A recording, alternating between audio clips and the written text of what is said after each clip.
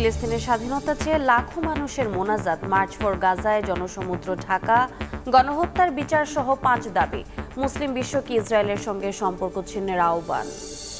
December থেকে জুনের মধ্যে নির্বাচন করতে সংস্কার এগিয়ে নেওয়ার তাগিদ প্রধান উপদেষ্টার। মের মধ্যে দলগুলোর সঙ্গে আলোচনা শেষ করতে চায় জাতীয় ঐকমত্য কমিশন। ঢাকা যেন তারের জঞ্জাল, বৈদ্যুতিক খুঁটি থেকে অলিগলি ঝুলছে সবখানে। রাজধানী হারাচ্ছে সৌন্দর্য, বাড়ছে দুর্ঘটনার ঝুঁকি। দায়িত্বপ্রাপ্তরা দায় চাপাচ্ছেন একে অন্যের ঘাড়ে। নতুন দেশ গড়ার বার্তা নিয়ে আসছে এবারের বৈশাখ। নববর্ষ বরণে চলছে শেষ মুহূর্তের প্রস্তুতি।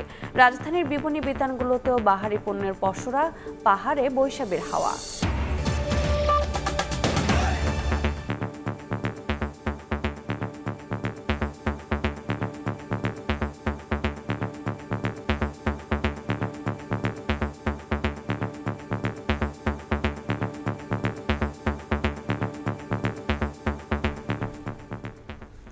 ভোরের সময়ে সঙ্গে আছি আমি রোজা চৌধুরী।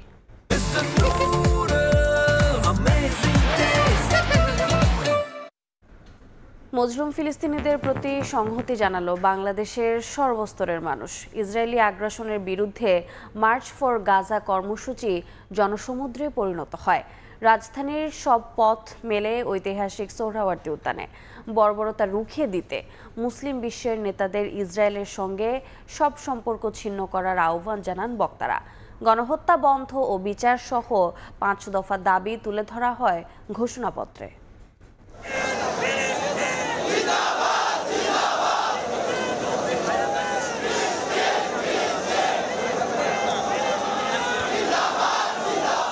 এই পদযাত্রা মানবতার পক্ষে, গণহত্যার বিরুদ্ধে। হাতে নির্যাতিত নিপীড়িত ফিলিস্তিনের পতাকা, কারো হাতে প্রতিবাদী ফেস্টুন, আবার কেউ কপালে সেঁটেছেন গাজাবাসীর দুঃখগাথা। বাংলা মোটর, কাকরাইল, পুরান ঢাকা, গুলিস্তান সহ বিভিন্ন স্থান থেকে মিছিল নিয়ে মার্চ ফর গাজা কর্মসূচিতে আসেন সর্বস্তরের মানুষ। রাজধানীর সব পথ মিলে যায় ঐতিহাসিক সোহরাওয়ার্দী উদ্যানে। আয়োজনে অংশ নিয়ে সাধারণ মানুষ ইসরায়েলের বর্বরতা রুখে দিতে বিশ্ব মুসলিমকে এক হওয়ার আহ্বান জানান।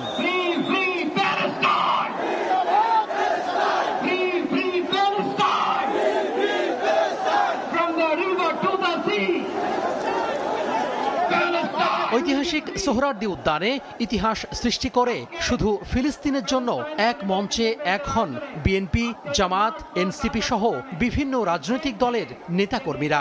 এছাড়াও ছিলেন শিল্পী, কবি, সাহিত্যিক, বিভিন্ন সামাজিক যোগাযোগ মাধ্যমের জনপ্রিয় মুখ।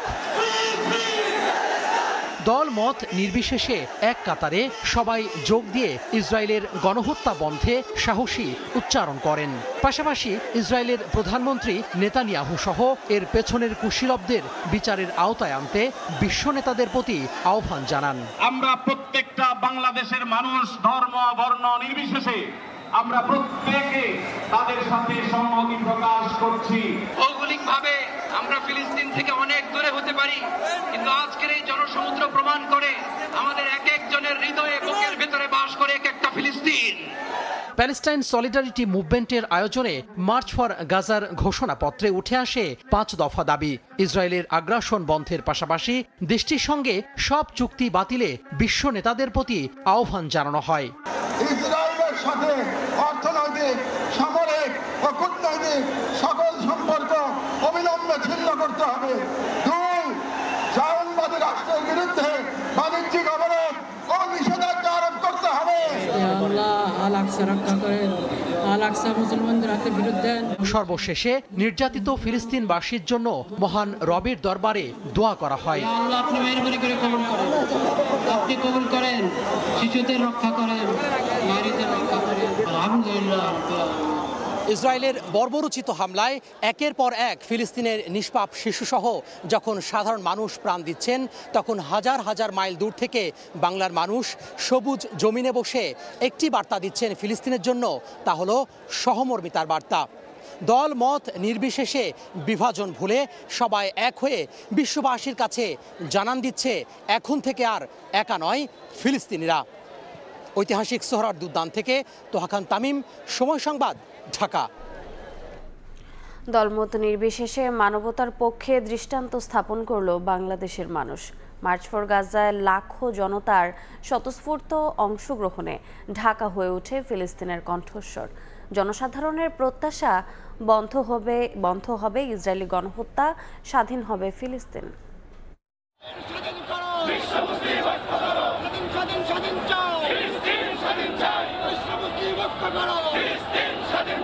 হাজার মাইল দূরের ফিলিস্তিনের জন্য কাঁদছে বাংলাদেশ।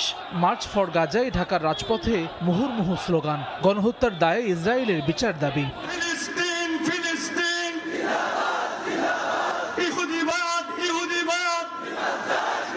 নেই কোনো দলীয় ব্যানার, স্লোগানে ফিলিস্তিনিদের মুক্তির আকাঙ্ক্ষা।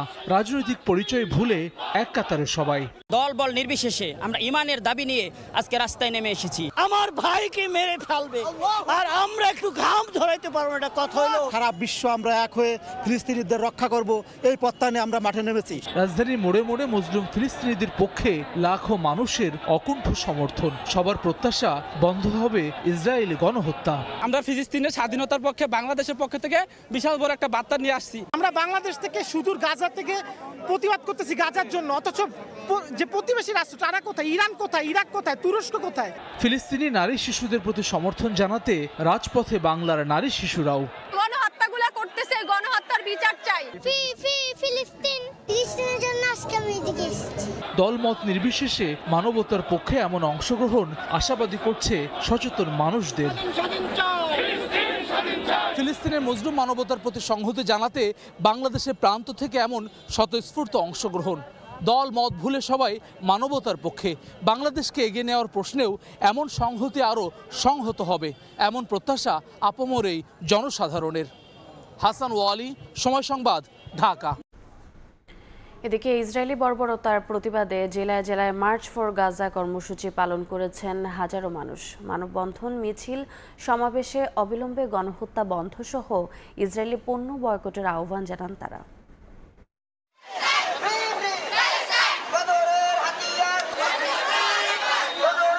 প্লেকার্ড ও ব্যানার হাতে রাজপথে হাজারো মানুষের এই অংশগ্রহণ ফিলিস্তিনিদের প্রতি সংহতি ও ইসরায়েলি আগ্রাসনের বিরুদ্ধে। শনিবার মার্চ ফর গাজা কর্মসূচিতে জেলায় জেলায় বিক্ষোভে নামেন দলমত নির্বিশেষে সর্বস্তরের মানুষ। বরিশাল নগরীর সদর রোডে বিভিন্ন ব্যানারে আলাদাভাবে সমাবেশ হয়। এতে বিপুল সংখ্যক মানুষ অংশ নেন। আহ্বান জানান মুসলিম দেশগুলোকে জোটবদ্ধ হয়ে ফিলিস্তিনের পাশে দাঁড়ানোর। ফিলিস্তিনের পক্ষে যখন যুদ্ধের ঘোষণা আসবে, কাফন মাথায় পেঁচিয়ে আমরা যুদ্ধের রওনা দেব। আমরা এই ময়দানে আজকে দাঁড়িয়েছি একটা মাত্রই চাওয়া, গণহত্যাগুলো করতেছে, গণহত্যার বিচার চাই। আল আকসা ফ্রি চাই, নির্যাতন বন্ধ চাই, আমরা শান্তি চাই। আমরা ইসরায়েলের এই বর্বরোচিত হামলা বন্ধের দাবি জানাচ্ছি এবং আমাদের রাষ্ট্র কর্তৃক ইসরায়েলের পণ্য বর্জনের জন্য যথাযথ পদক্ষেপ নেওয়া উচিত। সকালে বগুড়ায় মার্চ ফর গাজা কর্মসূচি পালন করেন শহীদ জিয়াউর রহমান মেডিকেল কলেজের শিক্ষার্থীরা। ক্যাম্পাসের ফিরিঙ্গি মোড় থেকে বিক্ষোভ মিছিল শুরু হয়ে ঢাকা রংপুর মহাসড়ক প্রদক্ষিণ করে। এ সময় গাজার পতাকায় সাদা কাফনে রক্তাক্ত শিশুর চিত্র তুলে ধরে বিক্ষোভকারীরা গণহত্যার প্রতিবাদ জানান। সবচেয়ে কষ্টকর কথা হচ্ছে আমাদের ডাক্তারদেরকে কখনো শহীদ করা হচ্ছে, ফায়ার সার্ভিসের লোকেরা তাদেরকে বাঁচাতে যাচ্ছে, তাদেরকে কখনো শেষ করে দিচ্ছে। তো এটা কখনো আমরা মেনে নিতে পারি না। আমাদের হৃদয়ে রক্তক্ষরণ হচ্ছে।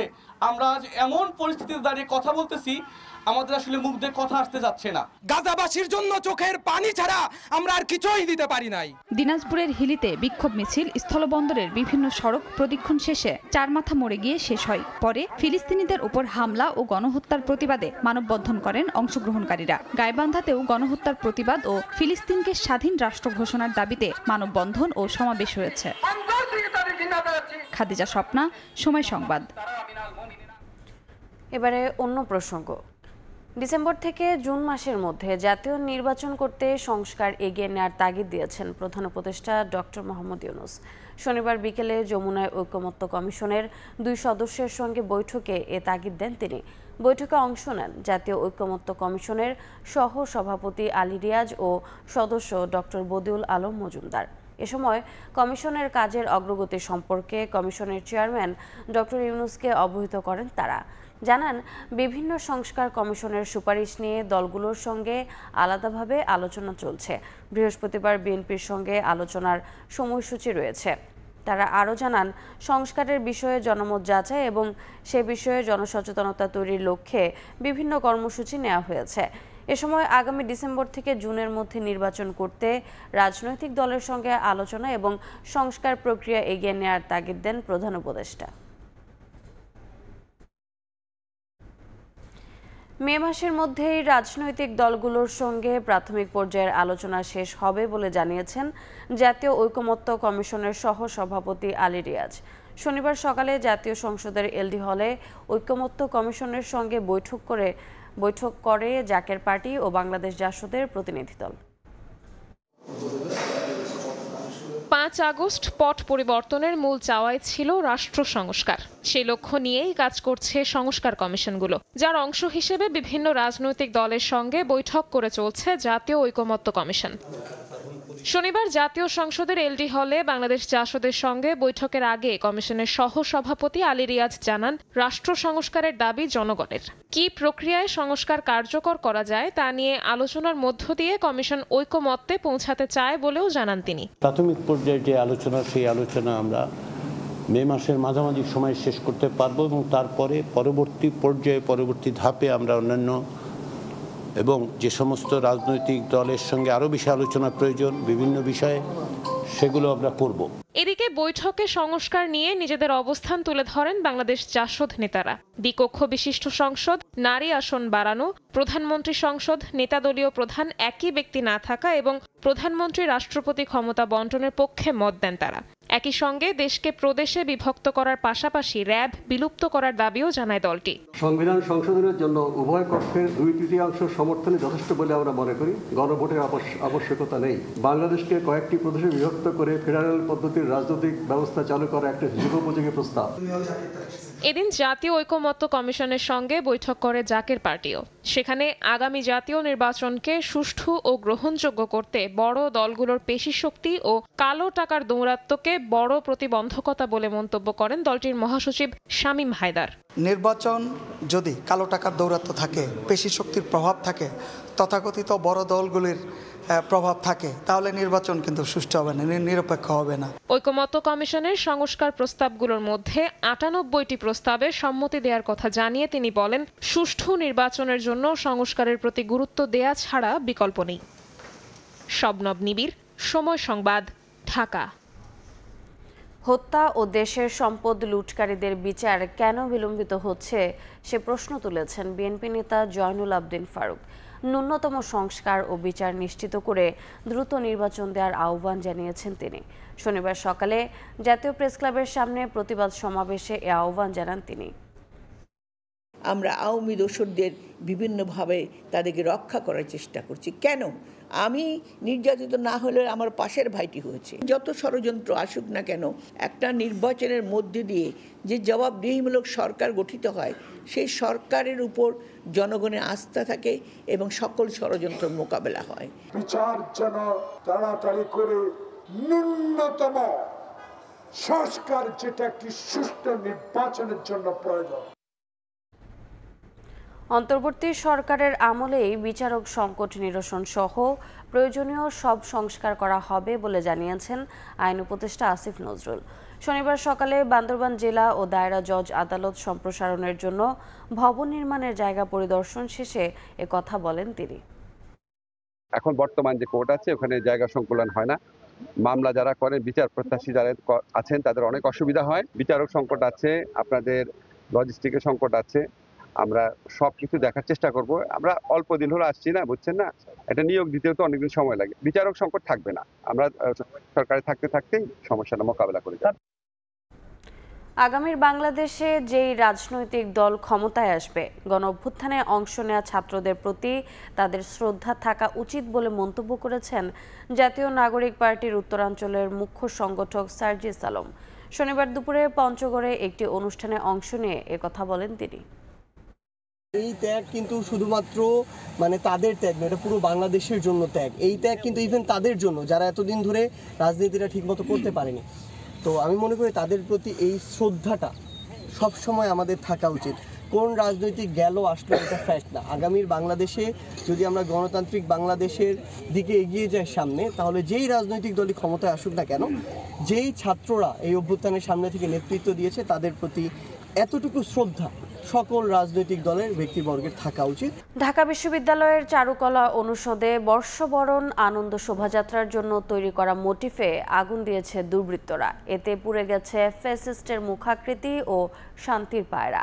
ঘটনাস্থল পরিদর্শন করে বিশ্ববিদ্যালয় প্রশাসন ও পুলিশ বলছে, কে বা কারা কী কারণে আগুন দিয়েছে তা খতিয়ে দেখা হচ্ছে।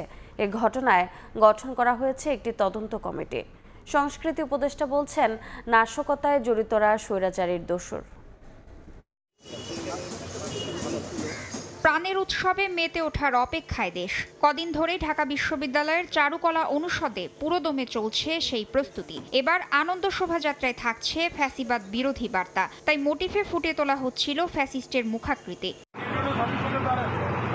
তবে বর্ষবরণের শোভাযাত্রার আগেই মোটিফে আগুন দিয়েছে দুর্বৃত্তরা। শনিবার ভোরে দেওয়া সেই আগুনে পুড়ে ছাই ফ্যাসিস্টের মুখাকৃতি ও শান্তির পায়রা। খবর পেয়ে ঘটনাস্থলে গিয়ে আগুন নিয়ন্ত্রণে আনে ফায়ার সার্ভিস। শিক্ষার্থীদের অভিযোগ, মোটিভ দুটিতে আগুন দিয়েছে স্বৈরাচারীর সহযোগীরাই। আমাদের চারুকলার এখানে যারা ফ্যাসিস্টের সাথে সরাসরি নেতৃত্ব দিত বিগত দিনে, সেই সমস্ত শিক্ষকরা এখনও বাংলাদেশে জীবিত আছে। এখনও তাদের যারা পরামর্শ দিত, এরকম দুই একজন শিক্ষক এখনও ভিতরে আছে।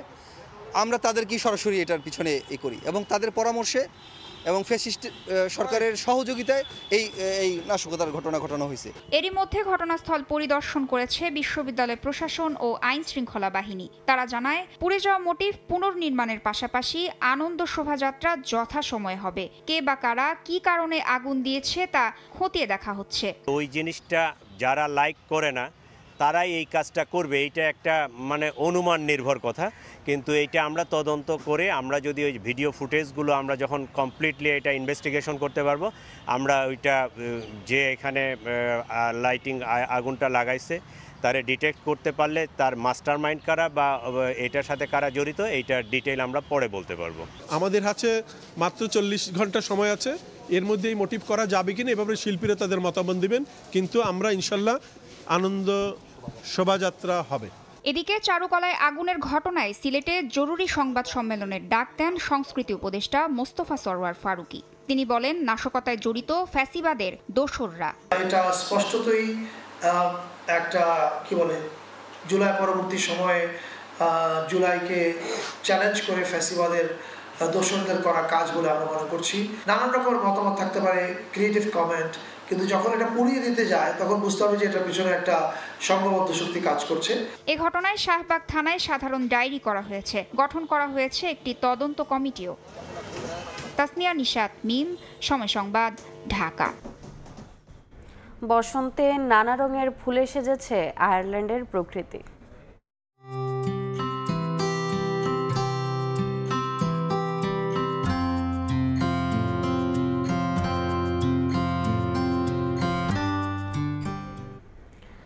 চেরি, ড্যাফোডিল, টিউলিপের সৌন্দর্যে বিমোহিত আয়ারল্যান্ডবাসী। এ নিয়ে রিপোর্ট থাকছে সংবাদের শেষাংশে। রাজধানীতে তারের জঞ্জাল যেন দিন দিন বাড়ছেই। বৈদ্যুতিক খুঁটি থেকে অলিগলি সবখানে অগোছালো ঝুলছে তার। নগরবাসী বলছে, একটি দৃষ্টিনন্দন আধুনিক নগরী গড়ার ক্ষেত্রে এই তার বাধা হয়ে দাঁড়িয়েছে। বাড়ছে দুর্ঘটনা ঝুঁকিও। এমন অবস্থার জন্য দায়িত্বপ্রাপ্তরা দায় চাপাচ্ছেন একে অন্যের ঘাড়ে। এই যখন পরিস্থিতি, তখন প্রশ্ন উঠেছে, ঢাকা জুড়ে তারের জঞ্জাল আর কতকাল? বিস্তারিত শফিক মুন্সির প্রতিবেদনে। ঢাকা যেন তারের জঞ্জালের নগরী। অলিগলি কিংবা রাজপথে বিদ্যুতের খুঁটিতে ঝুলে আছে অসংখ্য তার।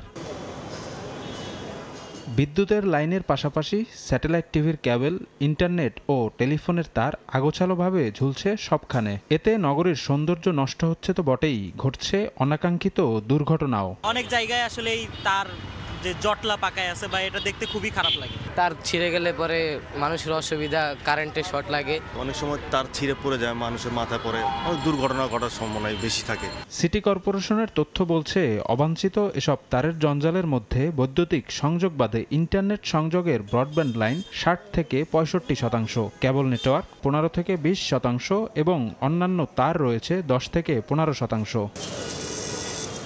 নানা সময়ে উদ্যোগ নেওয়া হলেও তারের জঞ্জাল থেকে মুক্ত হচ্ছে না রাজধানী। এতে ক্ষোভ জানিয়েছেন নগরবাসী। দেখতেও বিশ্রী লাগে, মানুষের চলাচল বা যে কোনো সময় দুর্ঘটনার শিকার হতে পারে। এগুলিতে রাস্তাঘাট জাম লাগায় আর রাস্তায় টাকমাক ঢুকতে পারে না, খুব কষ্ট হয়। একে অন্যের দিকে অভিযোগের তীর ছুঁড়ে এ সমস্যার দায় এড়ানোর চেষ্টা দায়িত্বশীলদের।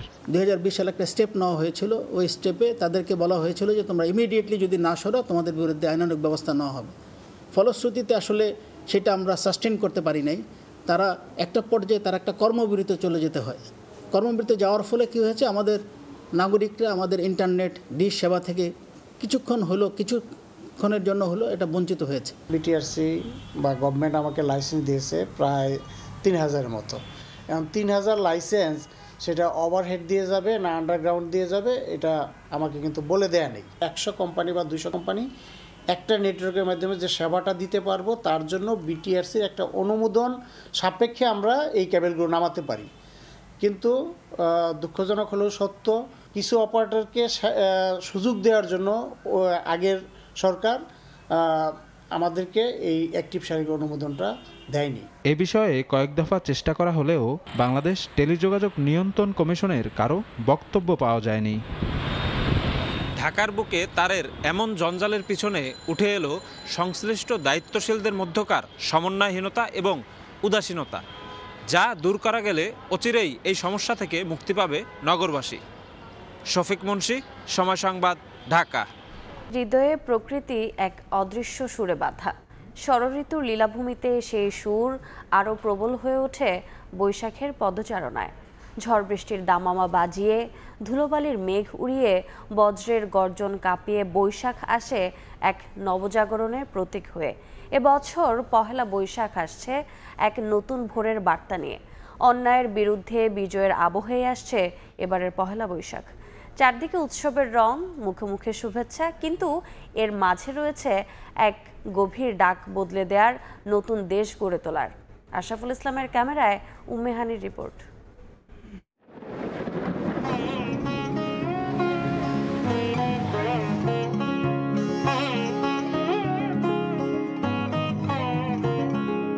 এ যেন প্রকৃতির সুরে বাঁধা এক নতুন প্রাণ। সে সুর বাজে কখনো মেঘে, কখনো রোদে, আবার কখনো ঝড় বৃষ্টির তালে। সেই চিরন্তন সুরে জেগে ওঠা নতুন এক অধ্যায় বৈশাখ।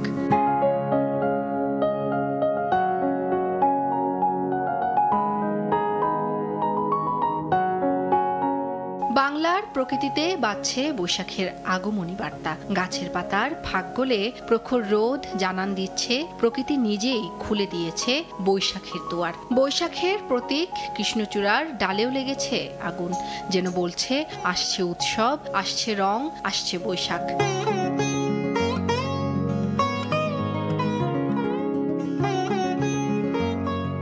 বৈশাখে কেবল প্রকৃতি নয়, জেগে ওঠে বাঙালির হৃদয়। তাই তো রোদের দাবদাহ পিছু হটায় না বাংলার মা মাটির মানুষ, কৃষককেও। যাদের জন্য শুরু হয়েছিল নববর্ষের ধারা, তাদেরও বুকে জাগায় আশা ভরসার আলো।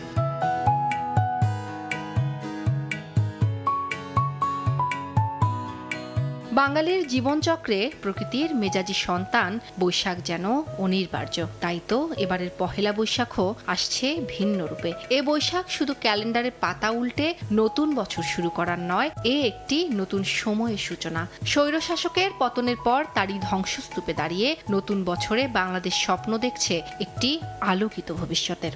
এবারের পহেলা বৈশাখ শুধু বাঙালির কাছে সাংস্কৃতিক মেলবন্ধন কিংবা আনন্দ শোভাযাত্রার আনন্দই নয়, এবারের পহেলা বৈশাখ বাঙালির কাছে আসছে আত্মমর্যাদা, সাহসিকতা এবং গণতন্ত্রের আরাধনার প্রতীক হিসেবে।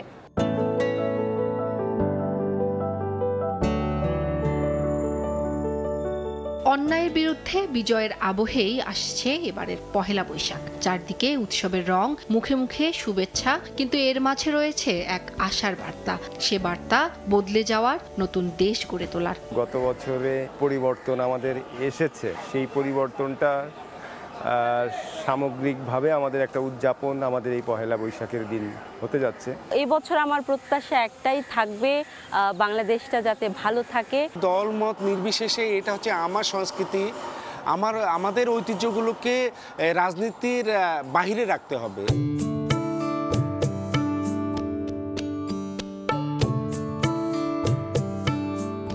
নববর্ষের প্রতিটি দিন হোক স্বচ্ছতা, জবাবদিহিতা ও গণতান্ত্রিক মূল্যবোধে উজ্জ্বল। সবার আশা এই বৈশাখ হোক প্রতিজ্ঞার, এই বৈশাখ হোক নতুন বাংলাদেশ গড়ার ভিত্তিপ্রস্তর।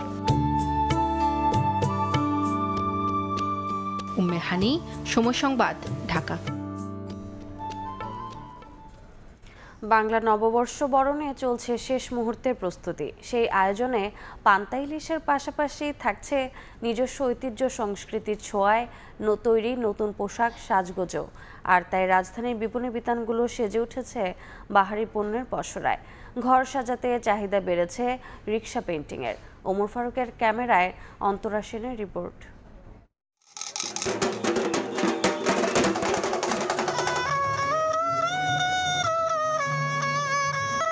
বাঙালিয়ানায় বাংলা বর্ষবরণে প্রস্তুত বাংলাদেশ।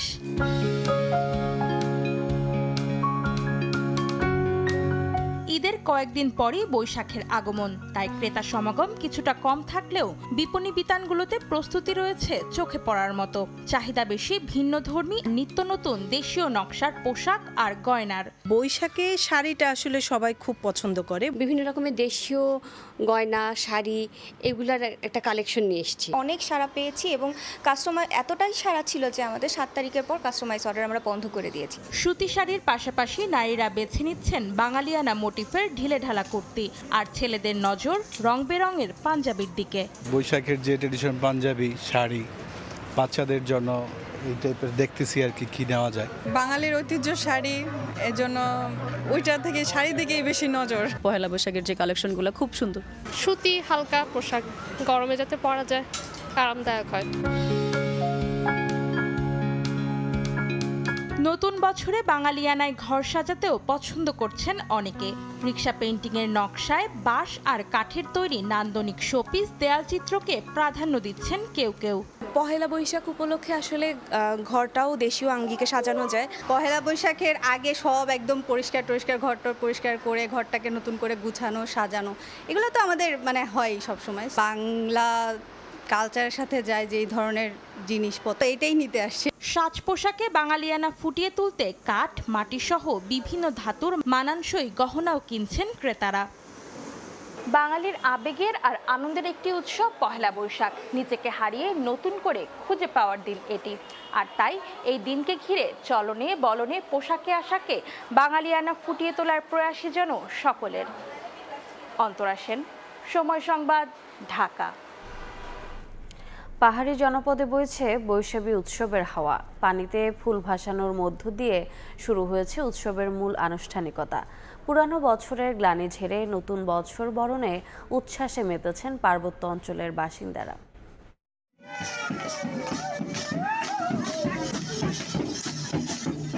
বর্ষবিদায় ও বরণের হাওয়া লেগেছে পাহাড়ি জনপদে। শনিবার সকালে বান্দরবান, রাঙ্গামাটি এবং খাগড়াছড়িতে গঙ্গাদেবীর উদ্দেশ্যে ফুল ও হাতে বোনা নতুন কাপড় ভাসিয়ে শুরু হয় বৈশাখী উৎসবের আনুষ্ঠানিকতা। পুরানো বছরকে বিদায় দিয়ে নতুন বছরকে স্বাগত জানান পাহাড়ের মানুষ। এতে ঐতিহ্যবাহী পোশাক পরে অংশ নেন তরুণ তরুণীরা। অতীতের দুঃখ কষ্ট ক্লান্তি এগুলা দূরীভূত করার জন্য আমরা গঙ্গা মায়ের উদ্দেশ্যে এখানে ফুল নিবেদন করে থাকি। পার্বত্য চট্টগ্রামে যেন একটা সাম্প্রদায়িক সম্প্রীতি এবং ভ্রাতৃত্ববোধ গড়ে ওঠে এই সম্মিলিত সংস্কৃতির মধ্য দিয়ে। পাহাড়িদের এবং বাঙালিদের মধ্যে সম্প্রীতির বন্ধন, সে বন্ধনটা আসলে নিবিড় এবং এরা পরস্পরের প্রতি এতটা ভালোবাসা এটা আমার জানা ছিল না। পরে বিশেষ প্রার্থনায় দেশ ও জাতির কল্যাণ কামনা করা হয়। এরপর অনুষ্ঠিত হয় সাংস্কৃতিক পরিবেশনা, যা দেখে মুগ্ধ হন সব বয়সীরা। চাকমারা বিজু, ত্রিপুরা বৈশুক, মারমারা সাংগ্রাই, অহমিয়ারা বিহু নামে আলাদাভাবে উদযাপন করে বর্ষবরণ উৎসব। চট্টগ্রাম প্রকৌশল ও প্রযুক্তি বিশ্ববিদ্যালয়ে শুরু হয়েছে জাতীয় কংক্রিট উৎসব 2025। জাতীয় কংক্রিট উৎসবটি মূলত একটি প্রতিযোগিতামূলক অনুষ্ঠান, যেখানে দেশের বিভিন্ন বিশ্ববিদ্যালয় ও ইঞ্জিনিয়ারিং কলেজের শিক্ষার্থীরা একক এবং দলগতভাবে অংশগ্রহণ করেন। উৎসবকে কেন্দ্র করে আয়োজিত হচ্ছে game of trash, article writing সহ বিভিন্ন প্রতিযোগিতা। অনুষ্ঠানটির প্রথম দিনে আয়োজিত হয়েছে গেম অফ ট্র্যাশ প্রতিযোগিতা, যেখানে প্রতিযোগীরা আইসক্রিমের কাঠি দিয়ে বিভিন্ন সেতুর আদল নির্মাণ করেন। অনুষ্ঠানটির দ্বিতীয় দিনে মর্টার ওয়ার্কেবিলিটি সহ বিভিন্ন প্রতিযোগিতাগুলো অনুষ্ঠিত হয় এবং নির্মিত সেতুর আদলগুলো কী পরিমাণ ওজন বহন করতে পারবে তা পরিমাপ করা হয়। অনুষ্ঠানে মিডিয়া পার্টনার হিসেবে ছিল সময় টেলিভিশন। পহেলা বৈশাখে খাদ্য তালিকার অন্যতম অনুষঙ্গ ইলিশের দাম আকাশ ছোঁয়া। একদিকে অনাবৃষ্টির কারণে সমুদ্রে মাছ কম, অন্যদিকে দেশের 6টি অভয়াশ্রমে ইলিশ ধরায় রয়েছে নিষেধাজ্ঞা। ফলে পহেলা বৈশাখের পান্তা ইলিশের ঐতিহ্যে পড়েছে বড় ধাক্কা। বিস্তারিত শিকদার জাবির হোসেনের রিপোর্টে, ক্যামেরায় ছিলেন তৌকিব পেদা। বাঙালির প্রাণের উৎসব পহেলা বৈশাখ। এই দিনে পান্তা ইলিশ যেন রীতি হয়ে দাঁড়িয়েছে, কিন্তু এবারের বৈশাখের বাজারে মিলছে না সেই কাঙ্ক্ষিত ইলিশ। যে অল্প কিছু ইলিশ মিলছে তারও দাম সাধারণ ক্রেতার নাগালের বাইরে। যে মাছটা আগে ছিল 800-900 টাকা কেজি, এখন এই মাছটা 2000-2100 টাকা কেজি বর্তমানে চলতেছে, তাও পাইতেছি না। ইলিশ দুই একটা থাকলেও মনে করেন অনেক দাম। কিভাবে উৎসব হবে? মাছ না থাকলে উৎসব পহেলা বৈশাখ কিভাবে হবে? জেলেরা বলছেন অনাবৃষ্টির কারণে সমুদ্রে মাছ নেই, তার উপর দেশের 6টি অভয়াশ্রমে ইলিশ ধরায় চলছে নিষেধাজ্ঞা। ফলে ইলিশের প্রধান উৎস নদীগুলো এখন নিস্তব্ধ। যে তাপমাত্রা, এর কারণেও হয়তো মাছটা পাইতেছি না আমরা। বৃষ্টি কমের লেগে ইলিশ মাছটা মায়ের কম পড়ে। এ কারণে মৎস্য অবতরণ কেন্দ্রগুলোতেও এখন ইলিশের সরবরাহ অনেক কম, অথচ বৈশাখ ঘিরে বাজারে চাহিদা তুঙ্গে। এর প্রভাব পড়েছে ইলিশের দামে। 2500-2600 টাকা কেজি এখানে কিনা পড়ে কেজি সাইজটা, আর 800-700 এই মাছ আমি নিজেই কিনছি 80,000 টাকা মন। মাছ টুকটাক কিছু আসে, বেশি দামে কিনতে হয়, আবার বেশি দামে বিক্রি করতে হয়। পটুয়াখালীর আলিপুর ও মহিপুর মৎস্য অবতরণ কেন্দ্রের পাইকারি বাজারে 1 কেজি ওজনের ইলিশ প্রতি কেজি 2500 টাকা, 1.5 কেজির মাছ 3500 টাকা এবং কেজির নিচে অর্থাৎ 800 থেকে 900 গ্রামের ইলিশ 2000 টাকা। পহেলা বৈশাখ মানেই পান্তা ইলিশের উৎসব, কিন্তু এই পরিস্থিতিতে এ স্বাদ যেন অনেকের কাছে কেবলই কল্পনা। বাজারে চাহিদা থাকলেও সরবরাহে টান, তাই এবার পান্তা ইলিশ যেন কেবলই বিলাসিতা ছাড়া আর কিছুই না। শিকদার জাবির হোসেন, সময় সংবাদ, পটুয়াখালী। ভোরের সময় আরও থাকছে। সিটি কর্পোরেশনকে 45 কোটি থেকে বাড়িয়ে 100 কোটি টাকা পৌর কর দেবে চট্টগ্রাম বন্দর কর্তৃপক্ষ। বাড়তি অর্থ খরচ হবে শিক্ষা, স্বাস্থ্য ও নগরবাসীর বিনোদন খাত। জরাজীর্ণ ভবন, ওষুধ স্বল্পতা, লোকবল সংকট সহ নানা সমস্যা নিয়ে খুঁড়িয়ে খুঁড়িয়ে চলছে সিলেটের ইউনিয়ন স্বাস্থ্য ও পরিবার কল্যাণ কেন্দ্রগুলো। 6 মাস ধরে ওষুধ ও পরিবার পরিকল্পনা সামগ্রী সরবরাহ না থাকায় সেবা থেকে বঞ্চিত প্রান্তিক জনগোষ্ঠী। নৌশাদ আহমদ চৌধুরীর ছবিতে বিস্তারিত জানাচ্ছেন ইকরামুল কবির। যে সময় সেবা নিতে আসা নানা বয়সী রোগীদের ভিড় লেগে থাকার কথা, সেই সময় শুনশান নিরাপত্তা সিলেটের দক্ষিণ সুরমা উপজেলার কুচাই ইউনিয়ন স্বাস্থ্য ও পরিবার কল্যাণ কেন্দ্রে। একই সময় একই চিত্র অন্য স্বাস্থ্য কেন্দ্রের। গত 6 মাস ধরে সিলেটের ইউনিয়ন স্বাস্থ্য ও পরিবার কল্যাণ কেন্দ্রগুলোতে সরবরাহ বন্ধ ওষুধ এবং পরিবার পরিকল্পনা সামগ্রী। এ কারণে কেউ আসছেন না সেবা নিতে। যারা আসছেন তারাও ফিরে যাচ্ছেন হতাশ হয়ে। আমরা তো আইসি ওষুধ নেওয়া লাগে, গোত্র চা পানি খাম পানি বেশি বেত না, গোত্র খাওয়া খানো। সামনের মাসে ইয়া নেওয়ার লাগে, ওষুধ শেষ হয়ে গেছে। ঔষধ দিতেও পারেন না, সরকারেও দিতে পারেন না, আমরা তো যা চেষ্টা করলাম। গত নভেম্বর 2024 থেকে আমাদের সাধারণ রোগীর যে কিছু সাপ্লাই আমরা পাই মেডিসিন, এটা আমাদের একটু অপ্রতুল। শুধু ওষুধ সংকট নয়, কেন্দ্রের অবকাঠামো জরাজীর্ণ, ঝুঁকি নিয়ে কাজ করছেন স্বাস্থ্যকর্মীরা। জরাজীর্ণ এই ভবনে মারাত্মক ঝুঁকি নিয়ে বসবাস করছেন দক্ষিণ সুরমা উপজেলার দাউদপুর ইউনিয়নের স্বাস্থ্য ও পরিবার কল্যাণ কেন্দ্রের সেবা প্রদানকারীরা। ঢাকা থেকে এসে ওইটার এই দেখে গেছেন, ওনারা বলছেন যে ওইটা খুব তাড়াতাড়ি ভেঙে তারপর 3 তলা করে দেবে। স্বাস্থ্য ও পরিবার কল্যাণ বিভাগের তথ্য মতে সিলেট বিভাগের 67টি ইউনিয়ন স্বাস্থ্য কেন্দ্রে কোনো ফার্মাসিস্ট নেই। জনবল সংকট রয়েছে অন্যান্য পদেও। গত বছর অক্টোবরের পর থেকে বন্ধ ওষুধ সরবরাহ, আর ভবনগুলো সংস্কারে এখনো মেলেনি বরাদ্দ। সিকিউরিটির একটা ব্যাপার আছে, আমাদের নাইট গার্ড নাই, যেটা আমরা আমাদের ঊর্ধ্বতন কর্তৃপক্ষ ওনাদেরকে বলছি। 64টা আমার এসএসসিএমও আমার পদ, সেখানে 1/3 বেশি আমার এসএসসিএমও নাই। আর এফডব্লিউসিতে আর যে ফার্মাসিস্ট, সিলেট জেলায় কোনো ফার্মাসিস্ট নাই। কেন্দ্রগুলো থেকে নারী ও শিশু স্বাস্থ্য সেবা, ইপিআর সেবা, ভিটামিন এ ক্যাপসুল বিতরণ ও কৈশোর প্রজনন স্বাস্থ্য শিক্ষা দেওয়া হয়। ইকরামুল কবির, সময় সংবাদ, সিলেট। 4 বছর আগে জামালপুর জেনারেল হাসপাতালের বহির্বিভাগের ভবন পরিত্যক্ত ঘোষণা করা হয়েছে। এখনও নতুন অবকাঠামো নির্মাণ না করায় ঝুঁকি নিয়েই চলছে স্বাস্থ্যসেবা। সবসময় আতঙ্কে থাকেন রোগী, স্বজন ও কর্মকর্তারা। কর্তৃপক্ষ বলছে আবেদন জানালেও মিলছে না সমাধান। জাহাঙ্গীর আলমের পাঠানো তথ্য ও আবুল কালাম আজাদের ছবি নিয়ে রিপোর্ট।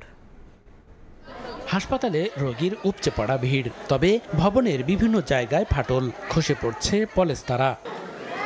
1961 সালে নির্মাণ করা হয় জামালপুর জেনারেল হাসপাতালের বহির্বিভাগের ভবন। তবে 2021 সালে ভবনটি ঝুঁকিপূর্ণ ও পরিত্যক্ত ঘোষণা করে গণপূর্ত বিভাগ। বর্তমানে জরাজীর্ণ ভবনেই চলছে স্বাস্থ্যসেবা। সবসময় আতঙ্কে থাকেন রোগী, স্বজন ও কর্মকর্তারা। এই ভবনটি অত্যন্ত ঝুঁকিপূর্ণ, আমাদের আতঙ্কের মধ্যে থাকতে হইতেছে যে কখন ধসে পড়বার ঠিক নাই। বিশাল একটা আতঙ্কেরই বিষয়, কারণ ভাইনে যদি পড়ে তখন রোগীর সুস্থ হওয়ার আরো অসুস্থ হয়ে যাবে বেশি। কর্তৃপক্ষের নিকট আবেদন, এই হাসপাতালে যেন পুনরায় আবার সংস্কার করা হয়। আমার উপরে একটা ফ্যান আছে, ফ্যানটাও খুব ঝুঁকিপূর্ণ অবস্থায় আছে, কখন মাথার উপরে পড়বে সেটাও বলা যাচ্ছে না। কর্তৃপক্ষ বলছে 2021 সালের পর গণপূর্ত বিভাগের কাছে আবেদন জানালেও এখনো নতুন ভবন নির্মাণের কোনো উদ্যোগ নেওয়া হয়নি।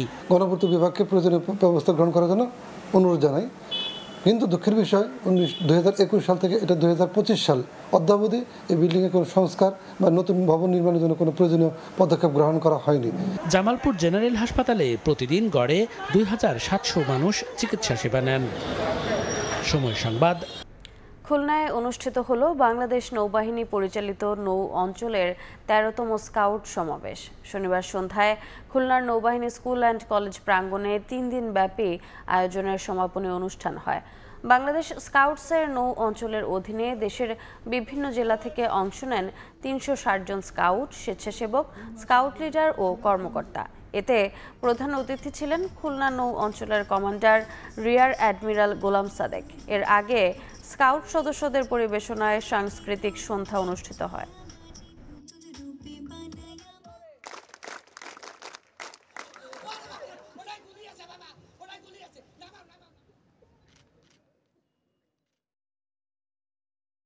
খুলনা, মোংলা, বাগেরহাট এলাকার সাতক্ষীরা অথবা আশেপাশের যে জেলা আছে ঝিনাইদহ, যশোর থেকেও আমরা চাই যে ছেলেমেয়েরা আমাদের সাথে নৌ স্কাউটের সাথে আন্দোলনের সাথে কাজ করুক, যাতে তারা নিজেদেরকে গড়ে তুলতে পারে, পাশাপাশি আমাদের দেশকে আমরা যে নতুন বাংলাদেশের স্বপ্ন দেখছি নতুন প্রজন্মকে নিয়ে আমরা যেন সুন্দর একটা বাংলাদেশ গড়ে তুলতে পারি। দীর্ঘ 17 বছর পর নারায়ণগঞ্জের ফতুল্লার ঐতিহাসিক ডিআইটি মাঠে জনসভা করেছে বিএনপি। দলটির ভারপ্রাপ্ত চেয়ারম্যান তারেক রহমানের 31 দফা বাস্তবায়নের লক্ষ্যে দেশব্যাপী কর্মসূচির অংশ হিসেবে শনিবার বিকেলে এই জনসভার আয়োজন করা হয়। এতে জেলা বিএনপির আহ্বায়ক অধ্যাপক মামুন মাহমুদ ঘোষণা দেন, জনগণের ভোটের অধিকার পুনরুদ্ধার না হওয়া পর্যন্ত কেউ রাজপথ ছেড়ে যাবে না। নির্বাচন নিয়ে কোনো ধরনের চালবাহানা করলে ছাড় দেওয়া হবে না বলেও হুঁশিয়ারি দেন তিনি।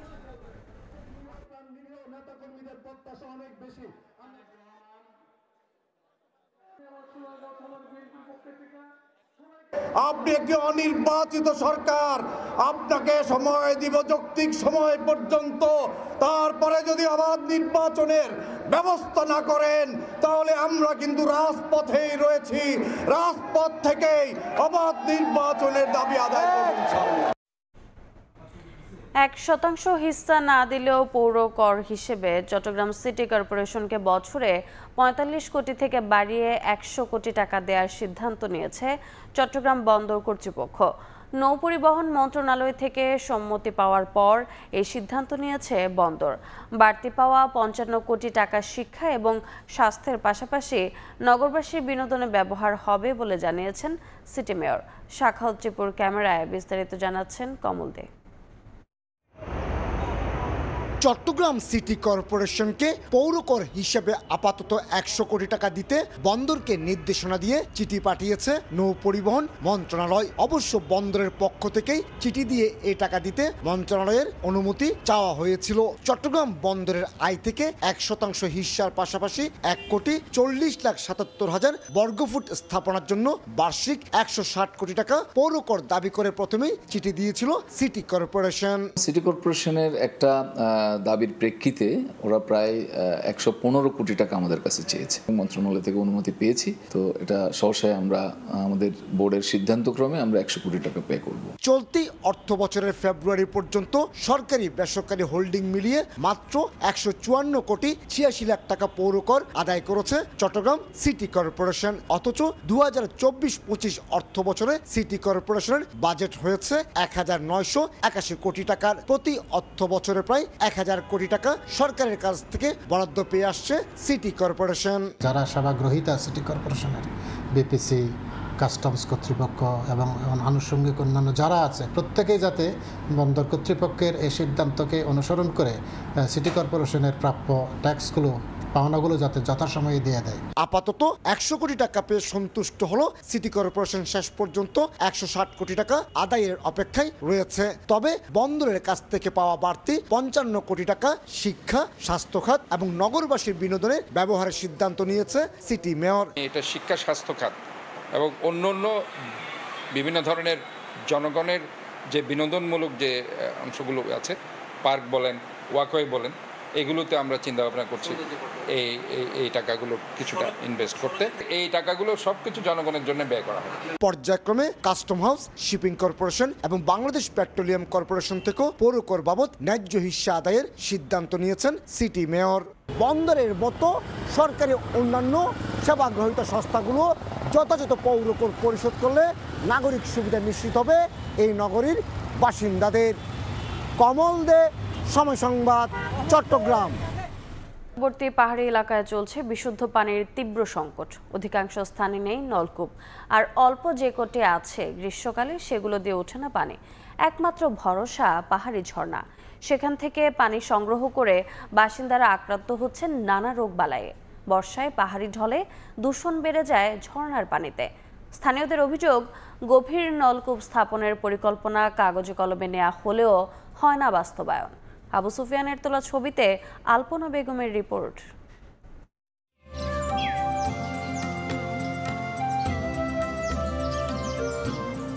প্রাকৃতিক সৌন্দর্যমণ্ডিত নেত্রকোনার সীমান্তবর্তী দুই উপজেলা দুর্গাপুর ও কলমাকান্দা। পাহাড় ঘেরা এই জনপদে দীর্ঘদিন ধরে চলছে সুপেয় পানির তীব্র সংকট। পাহাড়ি এলাকার বেশিরভাগ স্থানে সুপেয় পানির জন্য নেই নলকূপ। পানি পান ও গৃহস্থালী কাজের জন্য দীর্ঘ পথ হেঁটে পানি সংগ্রহ করতে হয় পাহাড় থেকে বয়ে আসা ঝর্ণা থেকে। অনেক সময় নেমে আসে দূষিত পানি। পান করায় ভুগতে হয় রোগবালাইয়ে। শুকনো মৌসুমে আরও বেড়ে যায় সুপেয় পানির সংকট। যে কটি নলকূপ আছে সেগুলোতেও ঠিকমতো ওঠে না পানি। অন্যদিকে বর্ষাকালে পাহাড়ি ঢলে দূষণ বেড়ে যায় ঝর্ণার পানিতেও। তবে সরকারিভাবে জেলা জুড়ে গভীর নলকূপ স্থাপনের জন্য বরাদ্দের কমতি না থাকলেও তা পৌঁছে না পাহাড়ি জনপদে। ছিঁচে ফেলার পর যখন পানিটা পরিষ্কার হয় তখন আমরা কলসিতে ভরাই। পাহাড় খানিতে কষ্ট করে আনন্দ লাগে, খান লাগে।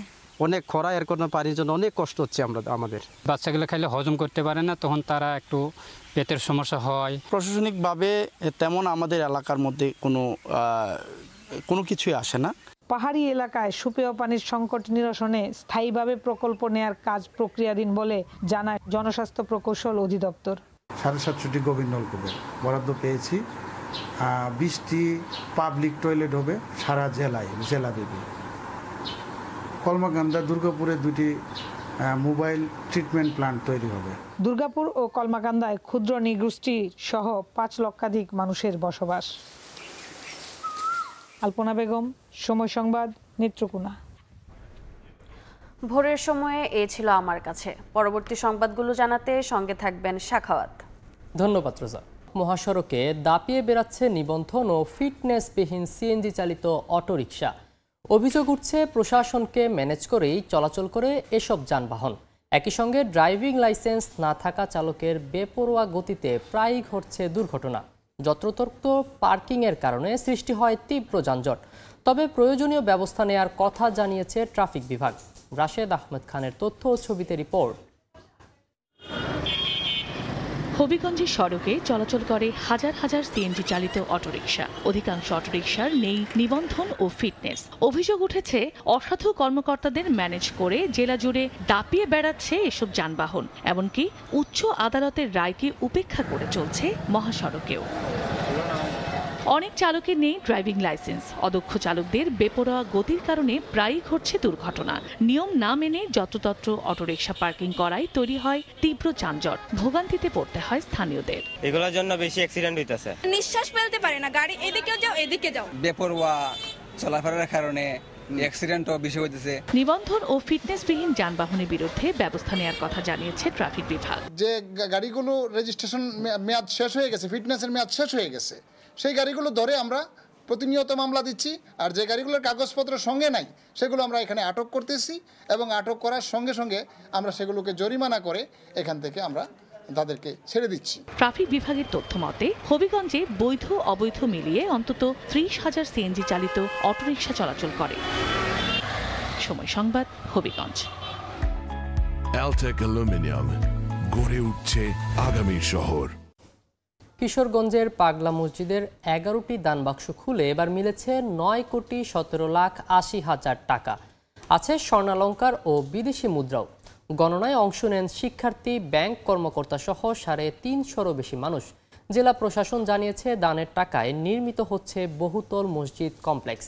নূর মোহাম্মদের তথ্য ও ছবি নিয়ে রিপোর্ট। বড় বড় লোহার সিন্দুকে কারি কারি টাকা, আছে স্বর্ণালংকার আর বিদেশি মুদ্রাও। কিশোরগঞ্জের ঐতিহাসিক পাগলা মসজিদে দান বাক্স খোলার পর এ যেন চিরচেনা দৃশ্য। এবার 4 মাস পর শনিবার সকাল 7টায় জেলা প্রশাসক ফৌজিয়া খানের উপস্থিতিতে খোলা হয় 11টি দান বাক্স। এরপর কড়া নিরাপত্তায় শুরু হয় গণনা। এতে অংশ নেন শিক্ষার্থী, ব্যাংক কর্মকর্তা সহ 370 জন। দানের টাকায় নির্মিত হবে বহুতল পাগলা মসজিদ কমপ্লেক্স। এখানে নিশ্চিত নিরাপত্তা ব্যবস্থা বিরাজমান এবং এটা ব্যাংক পর্যন্ত নিয়ে যাওয়া পর্যন্ত যা যা দরকার সেই নিরাপত্তা ব্যবস্থাটা আমরা রাখছি। আলেম ওলামা আছেন, সবাইকে নিয়ে আমরা এই মসজিদ ক্যাম্পাসে একটু সভা করব, করে সর্ব মতের ভিত্তিতেই এই কমপ্লেক্সের কার্যক্রমটা শুরু করা হবে। জনশ্রুতি আছে পাগলা মসজিদে মানত করলে পূর্ণ হয় মনের আশা। এমন ধারণা থেকে ধর্ম বর্ণ নির্বিশেষে অসংখ্য মানুষ দান করেন এই মসজিদে। বাবার পাগলা মসজিদে আমি 2000 টাকা মানত করছিলাম। যাই যেটা নিয়ত করে এটা কাজ হয়, এটা শুনে আমি আইছি। বাবার চোখ দুটা ভালো করে আবার আসবো, আল্লাহর ঘরে দান করলাম। এর আগে সবশেষ 30 নভেম্বর দান বাক্স থেকে পাওয়া যায় 8,21,00,000 টাকা। এ পর্যন্ত মসজিদটির ব্যাংক অ্যাকাউন্টে মোট জমা 80,75,73,000 টাকা। সময় সংবাদ, কিশোরপুরে মাসব্যাপী মেলার উদ্বোধন করেন এফবিসিসিআই এর সাবেক সভাপতি এবং বিএনপির ভাইস চেয়ারম্যান আব্দুল আওয়াল মিন্টু। এ সময় উপস্থিত ছিলেন প্রশাসনের ঊর্ধ্বতন কর্মকর্তা, চেম্বার ও রাজনৈতিক নেতৃবৃন্দ। পরে মেলার স্টলগুলো পরিদর্শন করেন অতিথিরা। প্রায় 1 যুগ পর চেম্বারের উদ্যোগে আয়োজন করা হয়েছে শিল্প ও বাণিজ্য মেলা। এতে সারা দেশ থেকে অংশ নিচ্ছে 1.5 শতাধিক স্টল।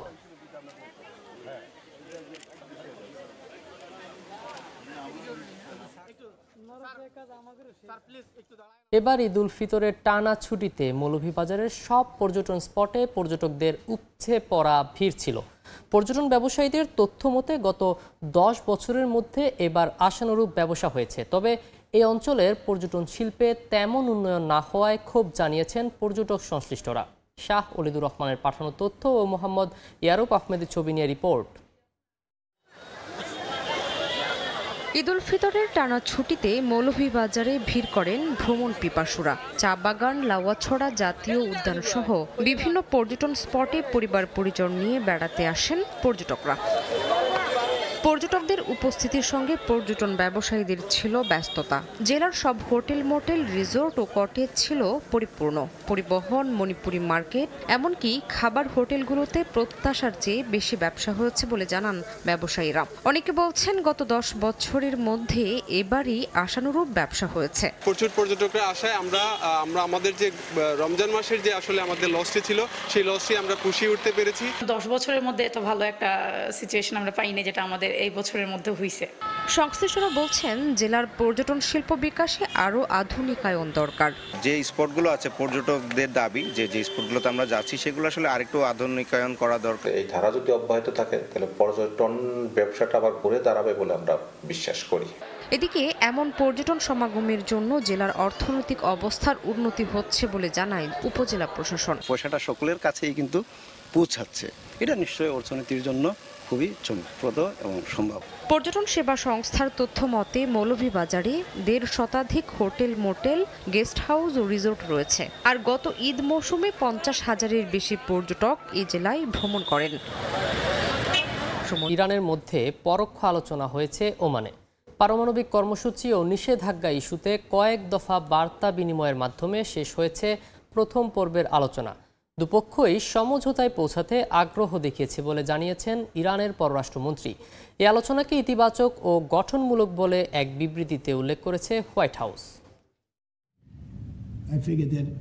মার্কিন প্রেসিডেন্ট ডোনাল্ড ট্রাম্প ক্ষমতায় বসার পর থেকে ইরানের সঙ্গে চলছে উত্তপ্ত বাক্য বিনিময়। ইরান পরমাণু চুক্তি না মানলে বোমা হামলার হুঁশিয়ারি দেন ট্রাম্প হুঁশিয়ারি দিতে পাল্টা হুমকি দেয় ইরান। দেশটির সর্বোচ্চ ধর্মীয় নেতা আলী খামেনি বলেন, প্রেসিডেন্ট যদি ক্ষমতা দেখাতে আসেন তাহলে এর ফল ভোগ করতে হবে যুক্তরাষ্ট্রকেই। পাল্টাপাল্টি হুমকির পর অবশেষে ওমানের রাজধানী মাস্কাটে যুক্তরাষ্ট্র ও ইরানের মধ্যে পারমাণবিক কর্মসূচি ও নিষেধাজ্ঞা নিয়ে পরোক্ষ আলোচনা হয়েছে।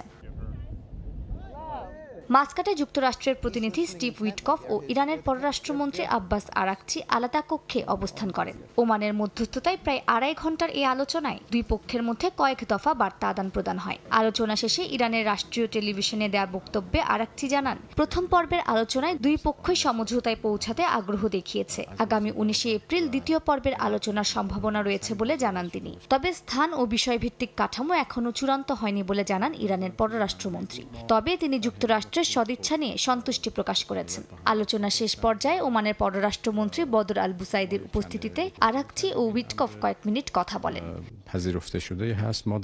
আমরা যখন সেখান থেকে বের হচ্ছিলাম তখন দুই প্রতিনিধি দলের দেখা হয়ে যায় এবং আমরা কয়েক মিনিট কথা বলি। এটা একটি স্বাভাবিক বিষয়। মার্কিন কূটনীতিকদের সঙ্গে আমাদের প্রতিটি যোগাযোগেই আমরা সব সময় কূটনৈতিক সৌজন্য বজায় রেখেছি। এদিকে স্টিভ উইটকফের এই আলোচনা একটি গুরুত্বপূর্ণ অগ্রগতি বলে বিবৃতি প্রকাশ করেছে হোয়াইট হাউস। বিবৃতিতে জানানো হয়, সমাধানযোগ্য বিষয়গুলো অত্যন্ত জটিল হলেও এই আলোচনা পারস্পরিক সমঝোতার পথে একটি বড় পদক্ষেপ। উইটকফ আরাকচিকে জানান, কূটনীতি ও আলোচনার মাধ্যমে সমস্যার সমাধানের নির্দেশ দিয়েছেন ট্রাম্প। ওমানের পররাষ্ট্রমন্ত্রী সামাজিক যোগাযোগ মাধ্যমে জানান, প্রথম পর্বের আলোচনা শান্তিপূর্ণ ও সম্মানজনক পরিবেশে হয়েছে। তিনি বলেন, আঞ্চলিক ও বৈশ্বিক শান্তি এবং স্থিতিশীলতার লক্ষ্যে এই আলোচনার ধারাবাহিকতা বজায় রাখা হবে। মালিহা সুরওয়ার্দী, সময় সংবাদ। মোবাইল কম্পিউটারের মতো অনেক ইলেকট্রনিক পণ্যে মার্কিন প্রেসিডেন্ট ডোনাল্ড ট্রাম্পের নতুন শুল্ক কার্যকর হবে না। চীনা পণ্যে যে উচ্চ শুল্ক আরোপ করা হয়েছে তাও ইলেকট্রনিক পণ্যের ক্ষেত্রে প্রযোজ্য হবে না বলে জানিয়েছে যুক্তরাষ্ট্রের কেন্দ্রীয় সংস্থা কাস্টমস অ্যান্ড বর্ডার পেট্রোল। এদিকে সিএনএন জানিয়েছে শুল্ক স্থগিতের 90 দিনে 90টি বাণিজ্য চুক্তি করতে চায় ট্রাম্প প্রশাসন। যত দিন গড়াচ্ছে ততই একে অপরের ওপর উচ্চমাত্রার শুল্ক আরোপ করে যাচ্ছে চীন ও যুক্তরাষ্ট্র। সর্বশেষ চীনের আমদানি পণ্যে 145% পর্যন্ত পাল্টা শুল্ক আরোপ করেছেন মার্কিন প্রেসিডেন্ট ডোনাল্ড ট্রাম্প। তবে এই নতুন শুল্ক কার্যকর হবে না smartphone, computer, semiconductor, solar cell কিংবা মেমোরি কার্ডের মতো ইলেকট্রনিক পণ্যে। যুক্তরাষ্ট্রের কাস্টমস অ্যান্ড বর্ডার পেট্রোলের বিজ্ঞপ্তিতে বলা হয়েছে, অধিকাংশ দেশের জন্য ইলেকট্রনিক পণ্য শুল্কমুক্ত থাকবে। ফলে চীনে তৈরি আইফোন কিংবা স্যামসাং এর ফোনের দাম বাড়বে না, যা প্রযুক্তি বাজারের জন্য বড় স্বস্তির খবর বলে মনে করছেন বিশ্লেষকরা। বিশ্বের সব দেশের ওপর শুল্ক আরোপ 90 দিনের জন্য স্থগিত ঘোষণা করেছেন ট্রাম্প প্রশাসন। বার্তা সংস্থা রয়টার্স জানিয়েছে, এই 90 দিনে 90টি চুক্তি করতে চায় ট্রাম্প প্রশাসন। বাণিজ্য চুক্তির এই আলোচনায় ট্রাম্পই প্রধান আলোচক হবেন বলে জানিয়েছে তার বাণিজ্য উপদেষ্টা পিটার নাভারো। সমালোচকরা বলছেন, এত অল্প সময়ে এতগুলো চুক্তি বাস্তবায়ন প্রায় অসম্ভব। অতীতের অভিজ্ঞতা বলছে, ট্রাম্পের প্রথম মেয়াদে দক্ষিণ কোরিয়ার সঙ্গে একটি ছোট চুক্তিতে সময় লেগেছিল 8 মাস, আর কানাডা মেক্সিকোর সঙ্গে চুক্তি করতে সময় লেগেছিল 2 বছরেরও বেশি। এদিকে সিএনএনের এক প্রতিবেদন অনুযায়ী যুক্তরাষ্ট্রের অনেক পুরানো মিত্র দেশ এখন ট্রাম্প প্রশাসনের আচরণে ক্ষুব্ধ। যুক্তরাষ্ট্রের অর্থমন্ত্রী স্কট বেসেন্ট ফক্স বিজনেসকে বলেন, চীনকে মোকাবেলায় জাপান, দক্ষিণ কোরিয়া, ভারত এমনকি ভিয়েতনামের সঙ্গেও শিগগিরই আলোচনায় বসছে যুক্তরাষ্ট্র। প্রতিবেদনে আরও বলা হয়, দিনের পর দিন অপমান আর একের পর এক শুল্ক আরোপের পর তার অনুরোধে চীনের বিরুদ্ধে ঐক্যবদ্ধ হওয়ার আগ্রহ হারাচ্ছে অনেক দেশ। মালিহা সৌরবার্দী, সময় সংবাদ। মাত্র 3 বছরে জার্মান নাগরিকত্ব ও দেশটির পাসপোর্ট পাওয়ার বিধান বাতিল করেছে নতুন জোট সরকার। নির্বাচনে দেশটির রক্ষণশীল রাজনৈতিক দল সিডিইউ, সিএসইউ এবং প্রগতিশীল দল এসপিডি এর জোট সরকারের রূপরেখায় এমন সিদ্ধান্ত নেওয়া হয়। 3 বছরে নাগরিকত্ব পাওয়ার আইনটি বাতিল করায় রাজনৈতিক দলগুলো খুশি হলেও অখুশি প্রবাসী বাংলাদেশিরা। বার্লিন থেকে আরও জানাচ্ছেন বিটু বড়ুয়া। জার্মানিতে গেল ফেব্রুয়ারিতে অনুষ্ঠিত জাতীয় নির্বাচনে রাজনৈতিক দলগুলোর অন্যতম প্রতিশ্রুতি ছিল দেশটির অভিবাসন আইনে কড়াকড়ি আরোপ। এরই ধারাবাহিকতায় মাত্র 3 বছরে নাগরিকত্ব দেওয়ার সাবেক চ্যান্সেলর শলসের নেতৃত্বে 3 দলের জোট সরকারের করা আইনটি বাতিল করার সিদ্ধান্ত নিতে যাচ্ছে নির্বাচনে সর্বোচ্চ ভোট পাওয়া রাজনৈতিক দল ক্রিশ্চিয়ান ডেমোক্রেটিক ইউনিয়ন, তাদের শরিক ক্রিশ্চিয়ান সোশ্যাল ইউনিয়ন ও নির্বাচনে তৃতীয় সর্বোচ্চ ভোট পাওয়া সোশ্যাল ডেমোক্রেটিক পার্টি এসপিডি। নতুন জোট সরকারের প্রস্তাবিত রূপরেখায় প্রচলিত অভিবাসন আইন সংস্কারের অংশ হিসেবে দেশটিতে বসবাসরত বিদেশিরা বৈধভাবে বসবাসের পাশাপাশি কাজকর্ম, নিয়মিত কর প্রদান সহ দেশটির সমাজে একীভূত হওয়া এবং জার্মান ভাষার লেভেল C1 থাকলেও এখন আর 3 বছরে জার্মানির পাসপোর্ট বা নাগরিকত্ব পাবে না। অভিবাসন বান্ধব দেশটিতে রক্ষণশীল জোট সরকারের এমন প্রস্তাবে নাখোশ প্রবাসী বাংলাদেশিরা। বিদেশিদের জন্য পাসপোর্ট দেওয়ার যে আইনটি বাতিল করেছে, এটি অতি হতাশার এবং প্রবাসীরা এর থেকে অনেকে বঞ্চিত হবে। অনেকদিন আছে তাদের জন্য এটা অনেক কষ্টের ব্যাপারটা। এখন আশা করি সরকার, নতুন সরকার এগুলি বিবেচনায় নেবেন যাতে আমরা আবার তাড়াতাড়ি পাসপোর্ট পাইতে পারি। গেল 23 ফেব্রুয়ারি নির্বাচনের আগে অভিবাসন নীতি কঠোর করার ঘোষণা আগেই দিয়ে রেখেছিলেন জার্মানির সম্ভাব্য চ্যান্সেলর ফ্রিডরিশ ম্যার্জ ও সিএসইউর মার্কুস সোয়েডার সহ দেশটির রক্ষণশীল দলগুলো। জোটের রূপরেখায় 3 বছরের মধ্যে জার্মানির নাগরিকত্ব আইনটি সংস্কার প্রসঙ্গে জোটের শীর্ষ নেতৃবৃন্দ জানায়, সাবেক চ্যান্সেলর ওলাফ শলসের নেতৃত্বে তার জোটের সরকারের এটি ছিল ভুল অভিবাসন নীতি। একজন বিদেশি নাগরিক সম্পর্কে বিস্তারিত জানতে ও তার সমস্ত তথ্য যাচাই বাছাই করতে 3 বছর যথেষ্ট সময় নয়। 3 বছরে পাসপোর্ট পাওয়ার আইনটি সংস্কার করা হলেও প্রচলিত নিয়মে 5 বছর পর নাগরিকত্বের আবেদন করতে পারেন বৈধ যে কোনো অভিবাসী। একই সাথে দ্বৈত নাগরিকত্বের বিধানটিও আপাতত বহাল রাখার কথা জানান জোটের নেতারা। এদিকে জার্মানিতে নানা অপরাধে অভিযুক্ত, অবৈধ ও অনিয়মিত এবং রাজনৈতিক আশ্রয় পেতে ব্যর্থ আফগানিস্তান, পাকিস্তান ও সিরিয়া সহ অন্যান্য দেশের নাগরিকদের নিজ দেশে ফেরত পাঠানোর কার্যক্রম অব্যাহত থাকবে বলে জানিয়েছেন ক্ষমতাসীন সিডিইউর শীর্ষ নেতা থরস্টেন ফ্রাই। জার্মানিতে জোট সরকার গঠনে সিডিইউ এসপিডি এক হওয়ার পর বিদেশিদের মাত্র 3 বছরেই নাগরিকত্ব দেওয়ার বিধান বাতিলকে স্বাগত জানিয়েছে এদেশের রাজনৈতিক দলগুলো। সম্ভাব্য চ্যান্সেলর ফ্রিডরিশ ম্যার্জের নির্বাচনী প্রতিশ্রুতি অনুযায়ী এখন থেকে অবৈধ ও অনিয়মিত অভিবাসীদের নিয়মিত ধরপাকড়ের পাশাপাশি তাদের নিজ দেশে ফেরত পাঠানো হবে বলে জানিয়েছে জার্মান অভিবাসন ও শরণার্থী অধিদপ্তর। জার্মানি থেকে বিটু বড়ুয়া, সময় সংবাদ। কয়েক ঘন্টা পর শুরু হবে ফিনল্যান্ড মিউনিসিপাল নির্বাচনের ভোট গ্রহণ। এবার ডজনখানেক বাংলাদেশি প্রার্থী লড়ছেন। আগাম ভোটের জরিপে এগিয়েও আছেন বেশ কয়েকজন। কোন শহর থেকে কে লড়ছেন সেই প্রার্থীদের পরিচিতি জানাচ্ছেন মহিউদ্দিন মধু। নির্বাচনে বেশ আমেজ কিন্তু দেখা গেছে। তবে বাংলাদেশি যারা প্রার্থী হয়েছেন বলা হচ্ছে এই ইতিহাসের সর্বোচ্চ সংখ্যক কাউন্সিলর প্রার্থী এবার হয়েছেন। আমরা খবর পেয়েছি অন্যান্য সিটি সহ সব মিলিয়ে 12 জন প্রার্থী হয়েছেন। তার মধ্যে হেলসিঙ্কি সিটিতে যে 3 জন প্রার্থিতা করছেন তার মধ্যে কোকোমোস অর্থাৎ বর্তমান যিনি ক্ষমতায় আছেন সেই রাজনৈতিক দল থেকে আছেন তাসলিমা জামান, তার ব্যালট নাম্বার 220। একই সাথে এখান থেকে ওপেন পার্টি থেকে নির্বাচন করছেন আব্দুল কুদ্দুস খান, তার ব্যালট নাম্বার 699 এবং আরেকজন প্রার্থী এখানে আছেন গ্রিন পার্টির হয়ে তিনি ডক্টর মুজিবুর দফতরি, তার ব্যালট নম্বর 715। ঠিক তার পাশে হচ্ছে এসপো সিটি সেন্টার, সেই এসপো সিটি সেন্টার থেকেও 3 জন বাংলাদেশের প্রার্থিতা করছেন। সেখানে আছেন মোহাম্মদ নজরুল ইসলাম, এসডিপি থেকে তিনি প্রার্থিতা করছেন, তার ব্যালট নম্বর 468। আছেন কিঞ্চিত ঋদ্ধিমান, তিনি কেসকুস্তা থেকে প্রার্থিতা করছেন, তার ব্যালট নম্বর 147। আর আছেন সুবীর তিতোফ, তিনি পেরুস সোমালাইত থেকে প্রার্থিতা করছেন, তার ব্যালট নম্বর হচ্ছে 655।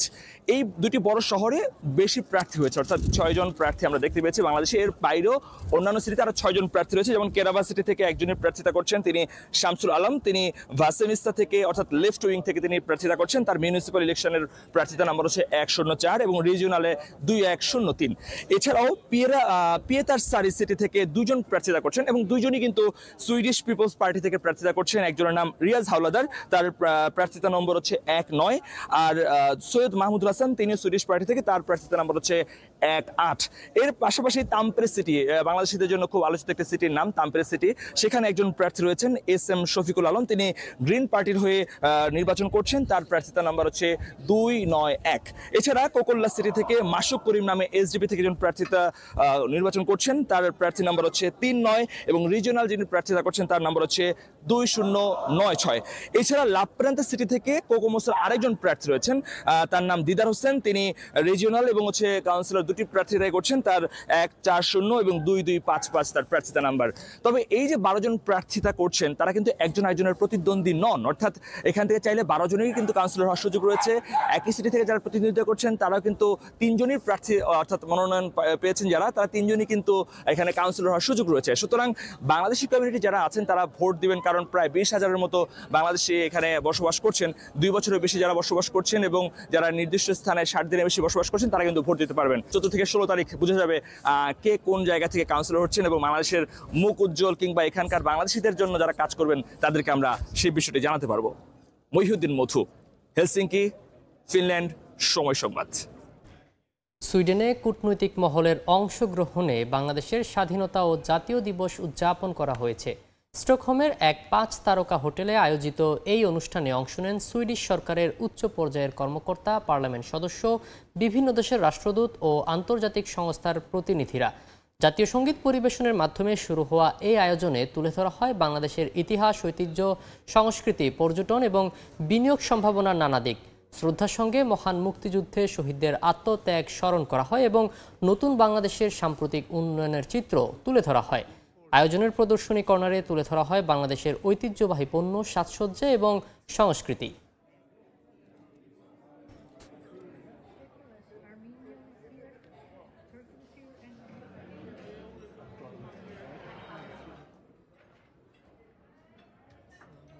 একটু ভিডিও করতে শুধু চাইলাম।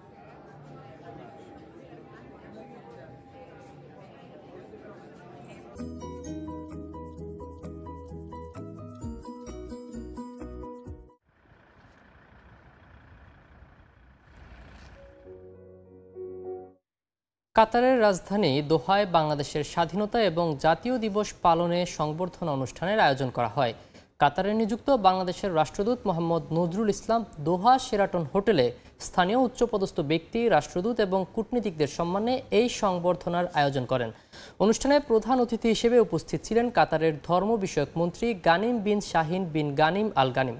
অনুষ্ঠানে বিশেষ অতিথি হিসেবে উপস্থিত ছিলেন কাতারের পররাষ্ট্র মন্ত্রণালয়ের ডিরেক্টর অব প্রোটোকল রাষ্ট্রদূত ইব্রাহিম ইউসুফ আবদুল্লাহ ফখরু এবং কূটনৈতিক কোরের ডিন এবং ইরিত্রিয়ার রাষ্ট্রদূত আলী ইব্রাহিম আহমেদ সহ বিভিন্ন দেশের রাষ্ট্রদূত, সামরিক, বেসামরিক কর্মকর্তা ও সাংবাদিক সহ অনেকে। অনুষ্ঠানে রাষ্ট্রদূত সবাইকে স্বাগত জানান এবং কাতারের আইন সবাইকে মেনে চলার আহ্বান জানান।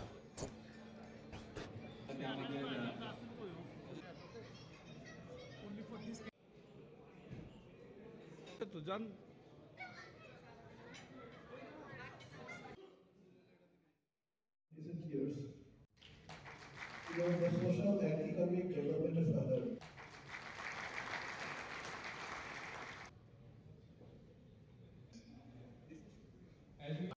উত্তর কোরিয়ার প্রতিষ্ঠাতা কিম ইল সাংয়ের জন্মদিনকে সামনে রেখে দেশজুড়ে বইছে উৎসবের আমেজ।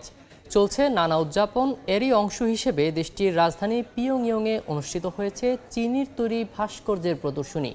এতে ছিল 1000-এর বেশি চিনি ও বিস্কুটের তৈরি ভাস্কর্য। ভয়াবহ ঠান্ডার কবলে চীনের বিভিন্ন অঞ্চল। দেশটির স্বায়ত্তশাসিত অঞ্চল ইনার মঙ্গোলিয়া সহ উত্তরাঞ্চলের বেশ কয়েকটি প্রদেশে প্রচণ্ড বেগে ঝড়ো হাওয়া ও তুষারঝড় দেখা দিয়েছে। বিপর্যস্ত জনজীবন। শনিবার বাতাসের গতি ঘন্টায় 120 কিলোমিটারে পৌঁছে যায়। অঞ্চল জুড়ে জারি করা হয়েছে জরুরি সতর্কবার্তা।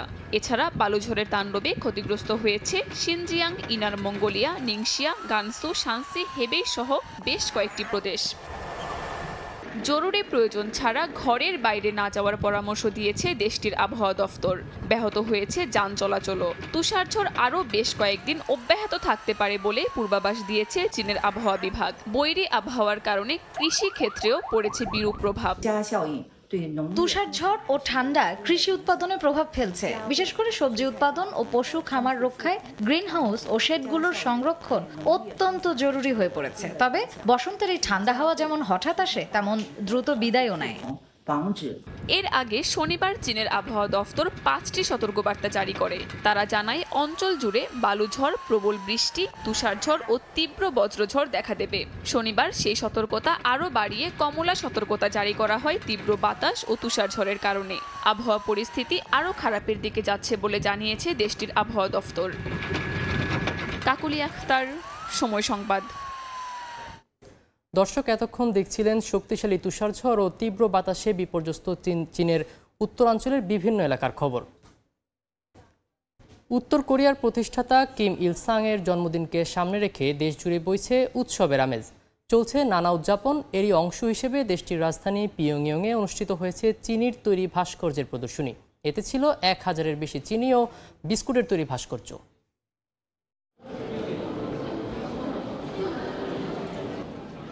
ছবিতে দেখানো ভাস্কর্য প্রদর্শনীর এ দৃশ্যটি উত্তর কোরিয়ার। ফুল, পাখি ও নানা আকারের এসব ভাস্কর্য সবই চিনি ও বিস্কুটের তৈরি। স্থানীয় সময় শুক্রবার উত্তর কোরিয়ার রাজধানী পিয়ংইয়ংয়ে বিশেষ একটি দিনকে ঘিরে এ প্রদর্শনীর আয়োজন করা হয়। 15 এপ্রিল উত্তর কোরিয়ার সর্বোচ্চ নেতা কিম জং উনের দাদা ও দেশটির প্রতিষ্ঠাতা কিম ইল সাংয়ের জন্মদিন। ডে অব দ্য সান নামে অভিহিত বিশেষ এই দিনটিকে সামনে রেখে প্রতি বছর দেশ জুড়ে থাকে নানা আয়োজন।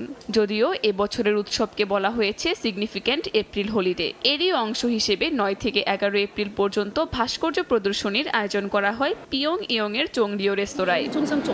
পিয়ংইয়ংয়ের বিভিন্ন রেস্তোরাঁয় যেসব খাবার পরিবেশন করা হয় সেসবের আদলে ভাস্কর্য বানানো হয়েছে। এই মিষ্টি ভাস্কর্য তৈরি করতে গিয়ে আমরা মূল ছাঁচ ধরে রেখে নতুন নতুন কৌশল খুঁজেছি, যাতে আরো জীবন্ত মনে হয়। ভবিষ্যতে এমন সব মিষ্টি ও স্ন্যাক্স তৈরির চেষ্টা করব, যা মানুষ আরো বেশি উপভোগ করবে। প্রদর্শনীতে স্থান পায় 1000-এরও বেশি ভাস্কর্য, যার মধ্যে ছিল চিনির তৈরি পাখি, গোল্ডফিশ, পাহাড়, ফল ও ফুলের অলঙ্করণ, এমনকি উত্তর কোরিয়ার ঐতিহ্যবাহী খাবারের মিষ্টি সংস্করণও। এই প্রদর্শনীতে অংশ নেয় রাজধানীর বিভিন্ন ক্যাটারিং ও খাদ্য প্রস্তুতকারক প্রতিষ্ঠান। কাকলিয়া সময় 9 বছর পর ঢাকা ডার্বিতে হাসল মোহামেডান স্পোর্টিং ক্লাব। চিরপ্রতিদ্বন্দ্বী আবাহনীকে 39 রানে হারিয়ে শিরোপার লড়াই জমিয়ে তুলল সাদা কালোরা। সেঞ্চুরি করে ম্যাচ সেরা আনিসুল ইসলাম। তবে এদিন ডার্বির উত্তাপ ছাপিয়ে আলোচনায় মোহামেডান অধিনায়ক তাওহিদ হৃদয়। আম্পায়ার শরফুদ্দুল্লাহ সৈকতের সঙ্গে তর্কে জড়িয়ে এক ম্যাচে নিষেধাজ্ঞা পেয়েছেন এই ক্রিকেটার। তো এটা নিয়ে কি হয়েছে এটা নিয়ে বলবো না, কিন্তু হ্যাঁ, যদি হিতে অন্যদিকে যায় তাহলে অবশ্যই এটা নিয়ে মুখ খুলবো, ইনশাল্লাহ আমি বলবো।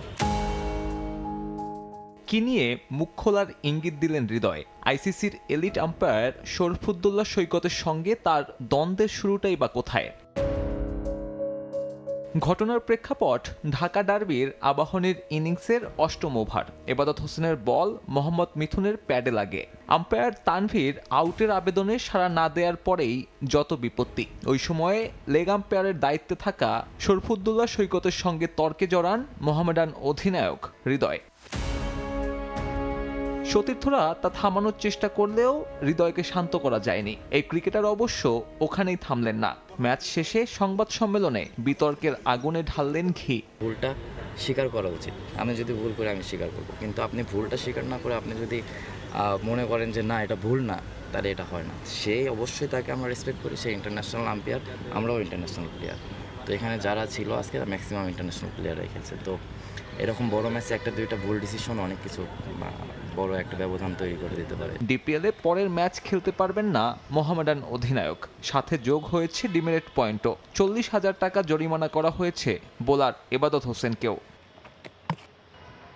অথচ এই বিতর্ক না হলে সাদা কালোদের ঐতিহাসিক জয়টাই হতে পারত দেশের ক্রিকেটের বড় খবর। ঢাকা লিগে দীর্ঘ 9 বছর পর চিরপ্রতিদ্বন্দ্বীদের হারালো মোহামেডান। ম্যাচের হিসেবে সংখ্যাটা 11। জয়ে কৃতিত্ব আনিসুল ইসলাম ইমনের। 27 বছরের ওপেনার চলতি ডিপিএলে মাত্র দ্বিতীয় ম্যাচেই করেছেন সেঞ্চুরি। তাতে 8 বল আগে গুটিয়ে গেলেও মোহামেডানের স্কোর কার্ডে জমা হয় 264। লক্ষ্য তাড়া করতে নেমে শুরুটা ভালো হয়নি ডিফেন্ডিং চ্যাম্পিয়নদের। শুরুতেই মিরাজ ফেরান জিসান আলমকে। আরেক ওপেনার পারভেজ ইমনকে ফিরিয়েছেন এবাদত হোসেন। তিনে নামা অধিনায়ক নাজমুল শান্ত চেষ্টা করেন সর্বোচ্চ, তবে 80 করা এই ব্যাটার স্কুপ করতে গিয়ে উইকেট বিলিয়ে দেন সাইফুদ্দিনকে। মোহামেডানের হয়ে সফলতম বোলার এবাদত। 36 রান খরচায় তার শিকার 4 উইকেট। আবাহনী অল আউট হয় 225-এ। এই জয়ে শিরোপার লড়াই জমিয়ে তুলল মোহামেডান। লিগ পর্ব শেষে আবাহনী মোহামেডান এখন সমানে সমান। সুপার লিগে দুই দলই একাধিক ক্রিকেটারকে পাবে না জিম্বাবুয়ে সিরিজের জন্য।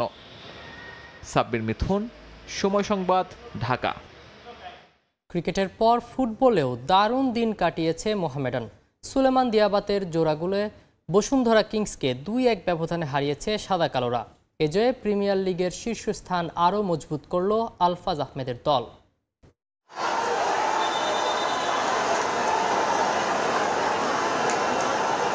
কিংস অ্যারেনায় বিগ ম্যাচ। মাঠের উত্তাপের মতোই আলোচনায় গ্যালারিতে সমর্থকদের আচরণ। এই ম্যাচ ঘিরে বাফুফে নিরাপত্তা ব্যবস্থা জোরদার করলেও ফুটবল উন্মাদনা দমিয়ে রাখতে পারেনি সমর্থকদের। তবে গ্যালারিতে যাই হোক, মাঠের খেলায় কিংসকে কাঁদিয়ে শেষ হাসি এসেছে মোহামেডান।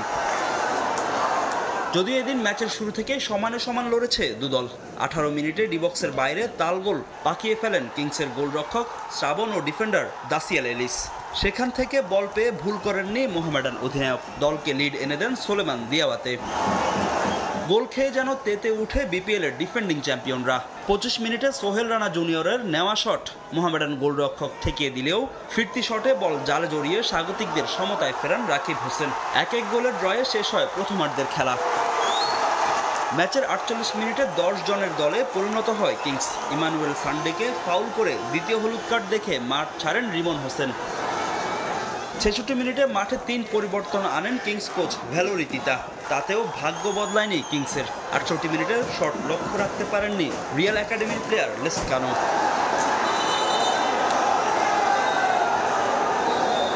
70 মিনিটে গ্যালারিতে হট্টগোল। মুখোমুখি অবস্থানে দু ক্লাবের সমর্থকরা। হয় ঢিল ছোড়াছুড়ি, যা এসে পড়ে মাঠে বন্ধ হয় খেলা। নিরাপত্তা কর্মীদের হস্তক্ষেপ ও দু ক্লাবের ফুটবলাররা শান্ত করেন সমর্থকদের। প্রায় 7 মিনিট বন্ধ থাকার পর আবারও মাঠে গড়ায় খেলা। পুরো দ্বিতীয়ার্ধে কিংস ডোমিনেট করলেও তাদের 10 জনের দলে পরিণত হওয়ার সুযোগ নেয় মোহামেডান। অবশ্য কিংসের দ্বিতীয় গোল হজমের পেছনেও ছিল ডিফেন্ডারদের ভুল। ইমানুয়েল সান্ডের বাড়ানো বলে গোলরক্ষক ও ডিফেন্ডারকে বোকা বানিয়ে নিজের দ্বিতীয় গোলের পাশাপাশি মোহামেডানের জয় নিশ্চিত করেন সুলেমান দিয়াবাতে।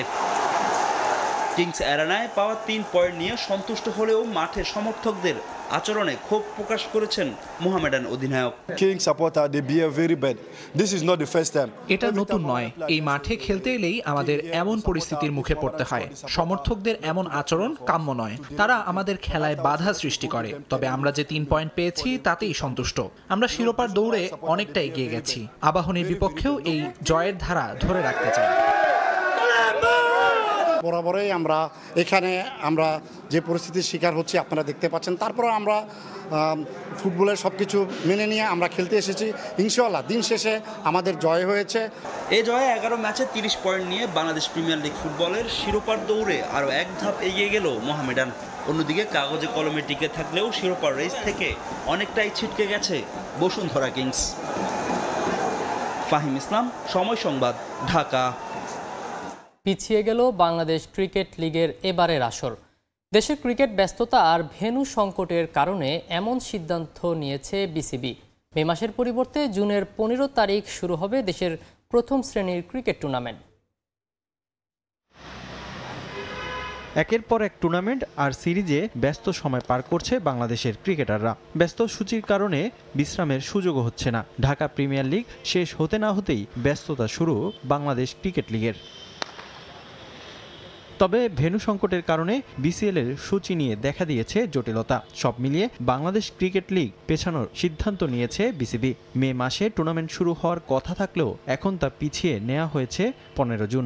বিসিএল যেটা শুরু করার কথা ছিল মেতে, বাট মেতে আমাদের হঠাৎ আপনার গত এক মাসে আপনার শিডিউল অনেকগুলো চেঞ্জ হয়েছে। আপনার টিম আসছে, তারপরে এই টিম, তারপর হলো যে আপনার অ্যামাজিন টিম, এরাতে মূলত আমরা ভেন্যু পাচ্ছি না বিদায় আমরা বিসিএলটা করছি জুনের 15 তারিখ থেকে জুলাইয়ের 2-3 তারিখের দিকে শেষ হবে। তো সেটা আমরা জানি যে এটা একটু ওয়েদারে একটু প্রবলেম হবে প্লেয়ারদের, বাট করার কিছু নেই। গেল বিসিএলে বেশিরভাগ দলের দায়িত্বে ছিল বিসিবি। এবার নতুন করে স্পন্সর আনতে চায় বোর্ড। ইতোমধ্যে ফ্র্যাঞ্চাইজির জন্য স্পন্সর খুঁজতে শুরু করেছে বিসিবি। সব ফ্র্যাঞ্চাইজির জন্য স্পন্সর না পাওয়া গেলেও অন্তত 2-1টি পৃষ্ঠপোষক পাওয়া নিয়ে আশাবাদী বোর্ড। এছাড়া জাতীয় দলের ক্রিকেটারদের ম্যাচে পাওয়া নিয়েও আশাবাদী বিসিবি। আমরা এটা নিয়ে আলাপ করেছি এবং 2-3টা কোম্পানির কাছে আমরা যাবো, বাট ফ্র্যাঞ্চাইজি নেওয়ার চেষ্টা আমাদের থাকবে। ইনশাল্লাহ 2-1 জন আসবে। মেতে হলে আমরা অনেককে পাবো, জুনে আমরা টেস্ট প্লেয়ারদেরকে অ্যাভেলেবল। এদিকে শাইনপুকুর ও গুলশান ক্রিকেট ক্লাবের ম্যাচে ফিক্সিং অভিযোগ তদন্ত করছে বিসিবির দুর্নীতি দমন ইউনিট। এই বিষয় নিয়েও তৎপর দেশের ক্রিকেট নিয়ন্ত্রক সংস্থা। ফিক্সিং তদন্ত পরবর্তী বোর্ড মিটিংয়ে থাকবে আলোচনায়। এটার কোনো আমরা কোনো আলাপ আলোচনা করতে পারিনি। বোর্ড মিটিং আমরা এটা নিয়ে আলাপ আলোচনা করব। এদিকে ডিসেবল ক্রিকেট টুর্নামেন্ট নিয়েও পরিকল্পনা সাজাচ্ছে বিসিবি। সেখানেও ফ্র্যাঞ্চাইজি টুর্নামেন্ট আয়োজনের ভাবনা বোর্ডের। একটা ভালো সম্ভাবনা আছে যদি আমরা ডিসেবল ক্রিকেটটা যদি ভালোভাবে চালু করতে পারি। রিফাতুল ইসলাম মিরন, সময় সংবাদ, ঢাকা। নারী বিশ্বকাপ কোয়ালিফায়ারে নিজেদের দ্বিতীয় ম্যাচে আয়ারল্যান্ডের মুখোমুখি হবে বাংলাদেশ নারী দল। প্রথম ম্যাচে রেকর্ড জয়ে দারুণ ছন্দে আছে টাইগ্রেস। গাদ্দাফি স্টেডিয়ামে ম্যাচটি মাঠে গড়াবে বাংলাদেশ সময় বিকেল 3টায়। ব্যাট বলে দাপুটে পারফরমেন্স যাকে বলে তাই দেখিয়েছে বাংলাদেশ নারী ক্রিকেট দল। বিশ্বকাপ কোয়ালিফায়ারের প্রথম ম্যাচে থাইল্যান্ডের বিপক্ষে 178 রানে জয় তুলে নেয় টাইগ্রেসরা, যেখানে অধিনায়ক নিগার সুলতানা জ্যোতির প্রথম সেঞ্চুরির সঙ্গে ছিল ফাহিমা খাতুন ও জান্নাতুল ফেরদৌসের 5 এমন জয়ের পর নির্ভর টিম টাইগ্রেস শিবির।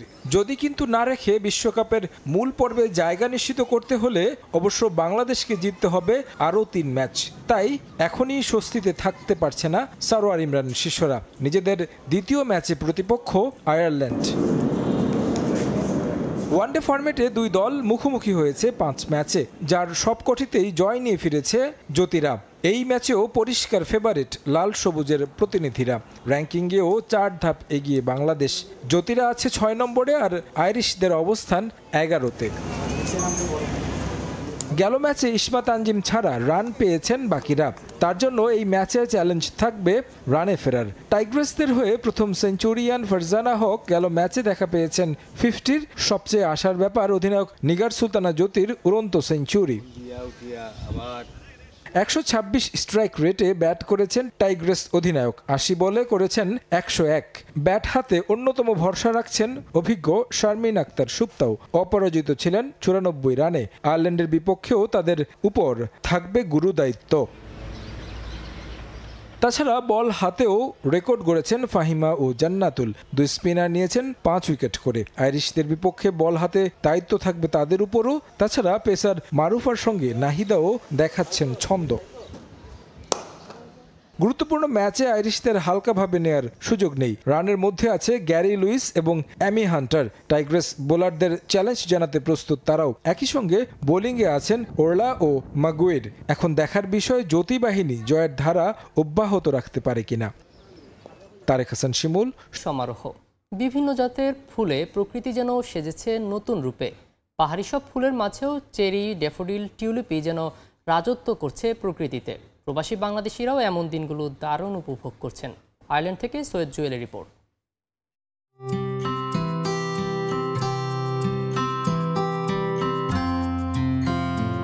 সৌন্দর্য পবিত্রতার অন্যতম প্রতীক ফুল। ঘর সাজানো থেকে শুরু করে প্রিয়জনকে উপহার, সবকিছুতেই এর সমান কদর। বাহারি সব ফুলের কোনোটির রয়েছে মোহনীয় গন্ধ, আবার কোনোটির সৌন্দর্যের জুড়ি মেলা ভার। আয়ারল্যান্ডের রাস্তাঘাটে দেখা মিলছে বিভিন্ন জাতের ফুলের। এর মধ্যে বিভিন্ন জাতের ড্যাফোডিল, সাদা গোলাপি চেরি, নানা রঙের টিউলিপ ও গোলাপই যেন রাজত্ব করছে। হাজারো ফুলের সুবাসে মাতোয়ারা বাতাসই জানান দেয় দেশটিতে চলছে ঋতুরাজ বসন্তের রাজত্ব। প্রকৃতির এই অসাধারণ রূপ উপভোগ করতে তাই বিভিন্ন জায়গায় দেখা মেলে ফুলপ্রেমীদের। আয়ারল্যান্ডের রাস্তায়, পথে ঘাটে, বাসার সামনে, অফিসে, যে কোনো জায়গাতেই দেখা যায় এরকমের রং বেরঙের হাজারো ফুলের সমারোহ। এই ফুল খুব সুন্দর, বসন্তের দেখার মতন। দেখেন সবাই এনজয় করতেছে, আমিও এনজয় করতেছি, আপনারা এনজয় করেন। দোল খাওয়া ফুলেদের গড়াগড়ি দেখতে এক কাউন্টি থেকে আরেক কাউন্টিতেও ভ্রমণে যান অনেক প্রবাসী বাংলাদেশি। বসন্তের এখন টকবগে ভরা যৌবন, বাহারি ফুলের কলতানে মুখর এখন প্রকৃতি। এজন্য রূপ রাজত্বের শৈল্পিক রানীদের উপচে পড়া রূপ। এরূপ থাকুক আরো কিছুদিন। সৈয়দ জুয়েল, সময় সংবাদ, আয়ারল্যান্ড। এ পর্যায়ে শীর্ষ সংবাদগুলো জানিয়ে দিচ্ছি আরেকবার।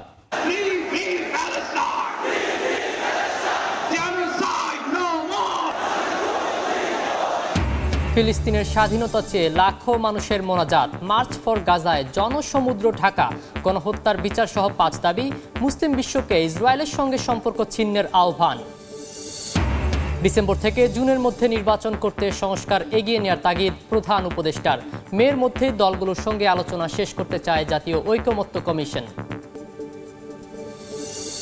ঢাকা যেন তারের জঞ্জাল। বৈদ্যুতিক খুঁটি থেকে অলিগলি ঝুলছে সবখানে। রাজধানী হারাচ্ছে সৌন্দর্য, বাড়ছে দুর্ঘটনার ঝুঁকি। দায়িত্বপ্রাপ্তরা দায় চাপাচ্ছেন একে অন্যের ঘাড়ে।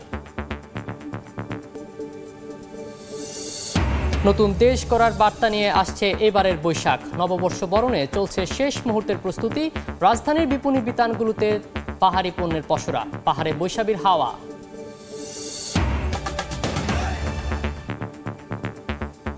এই ছিল ভোরের সময়। সঙ্গে থাকুন সময়ের।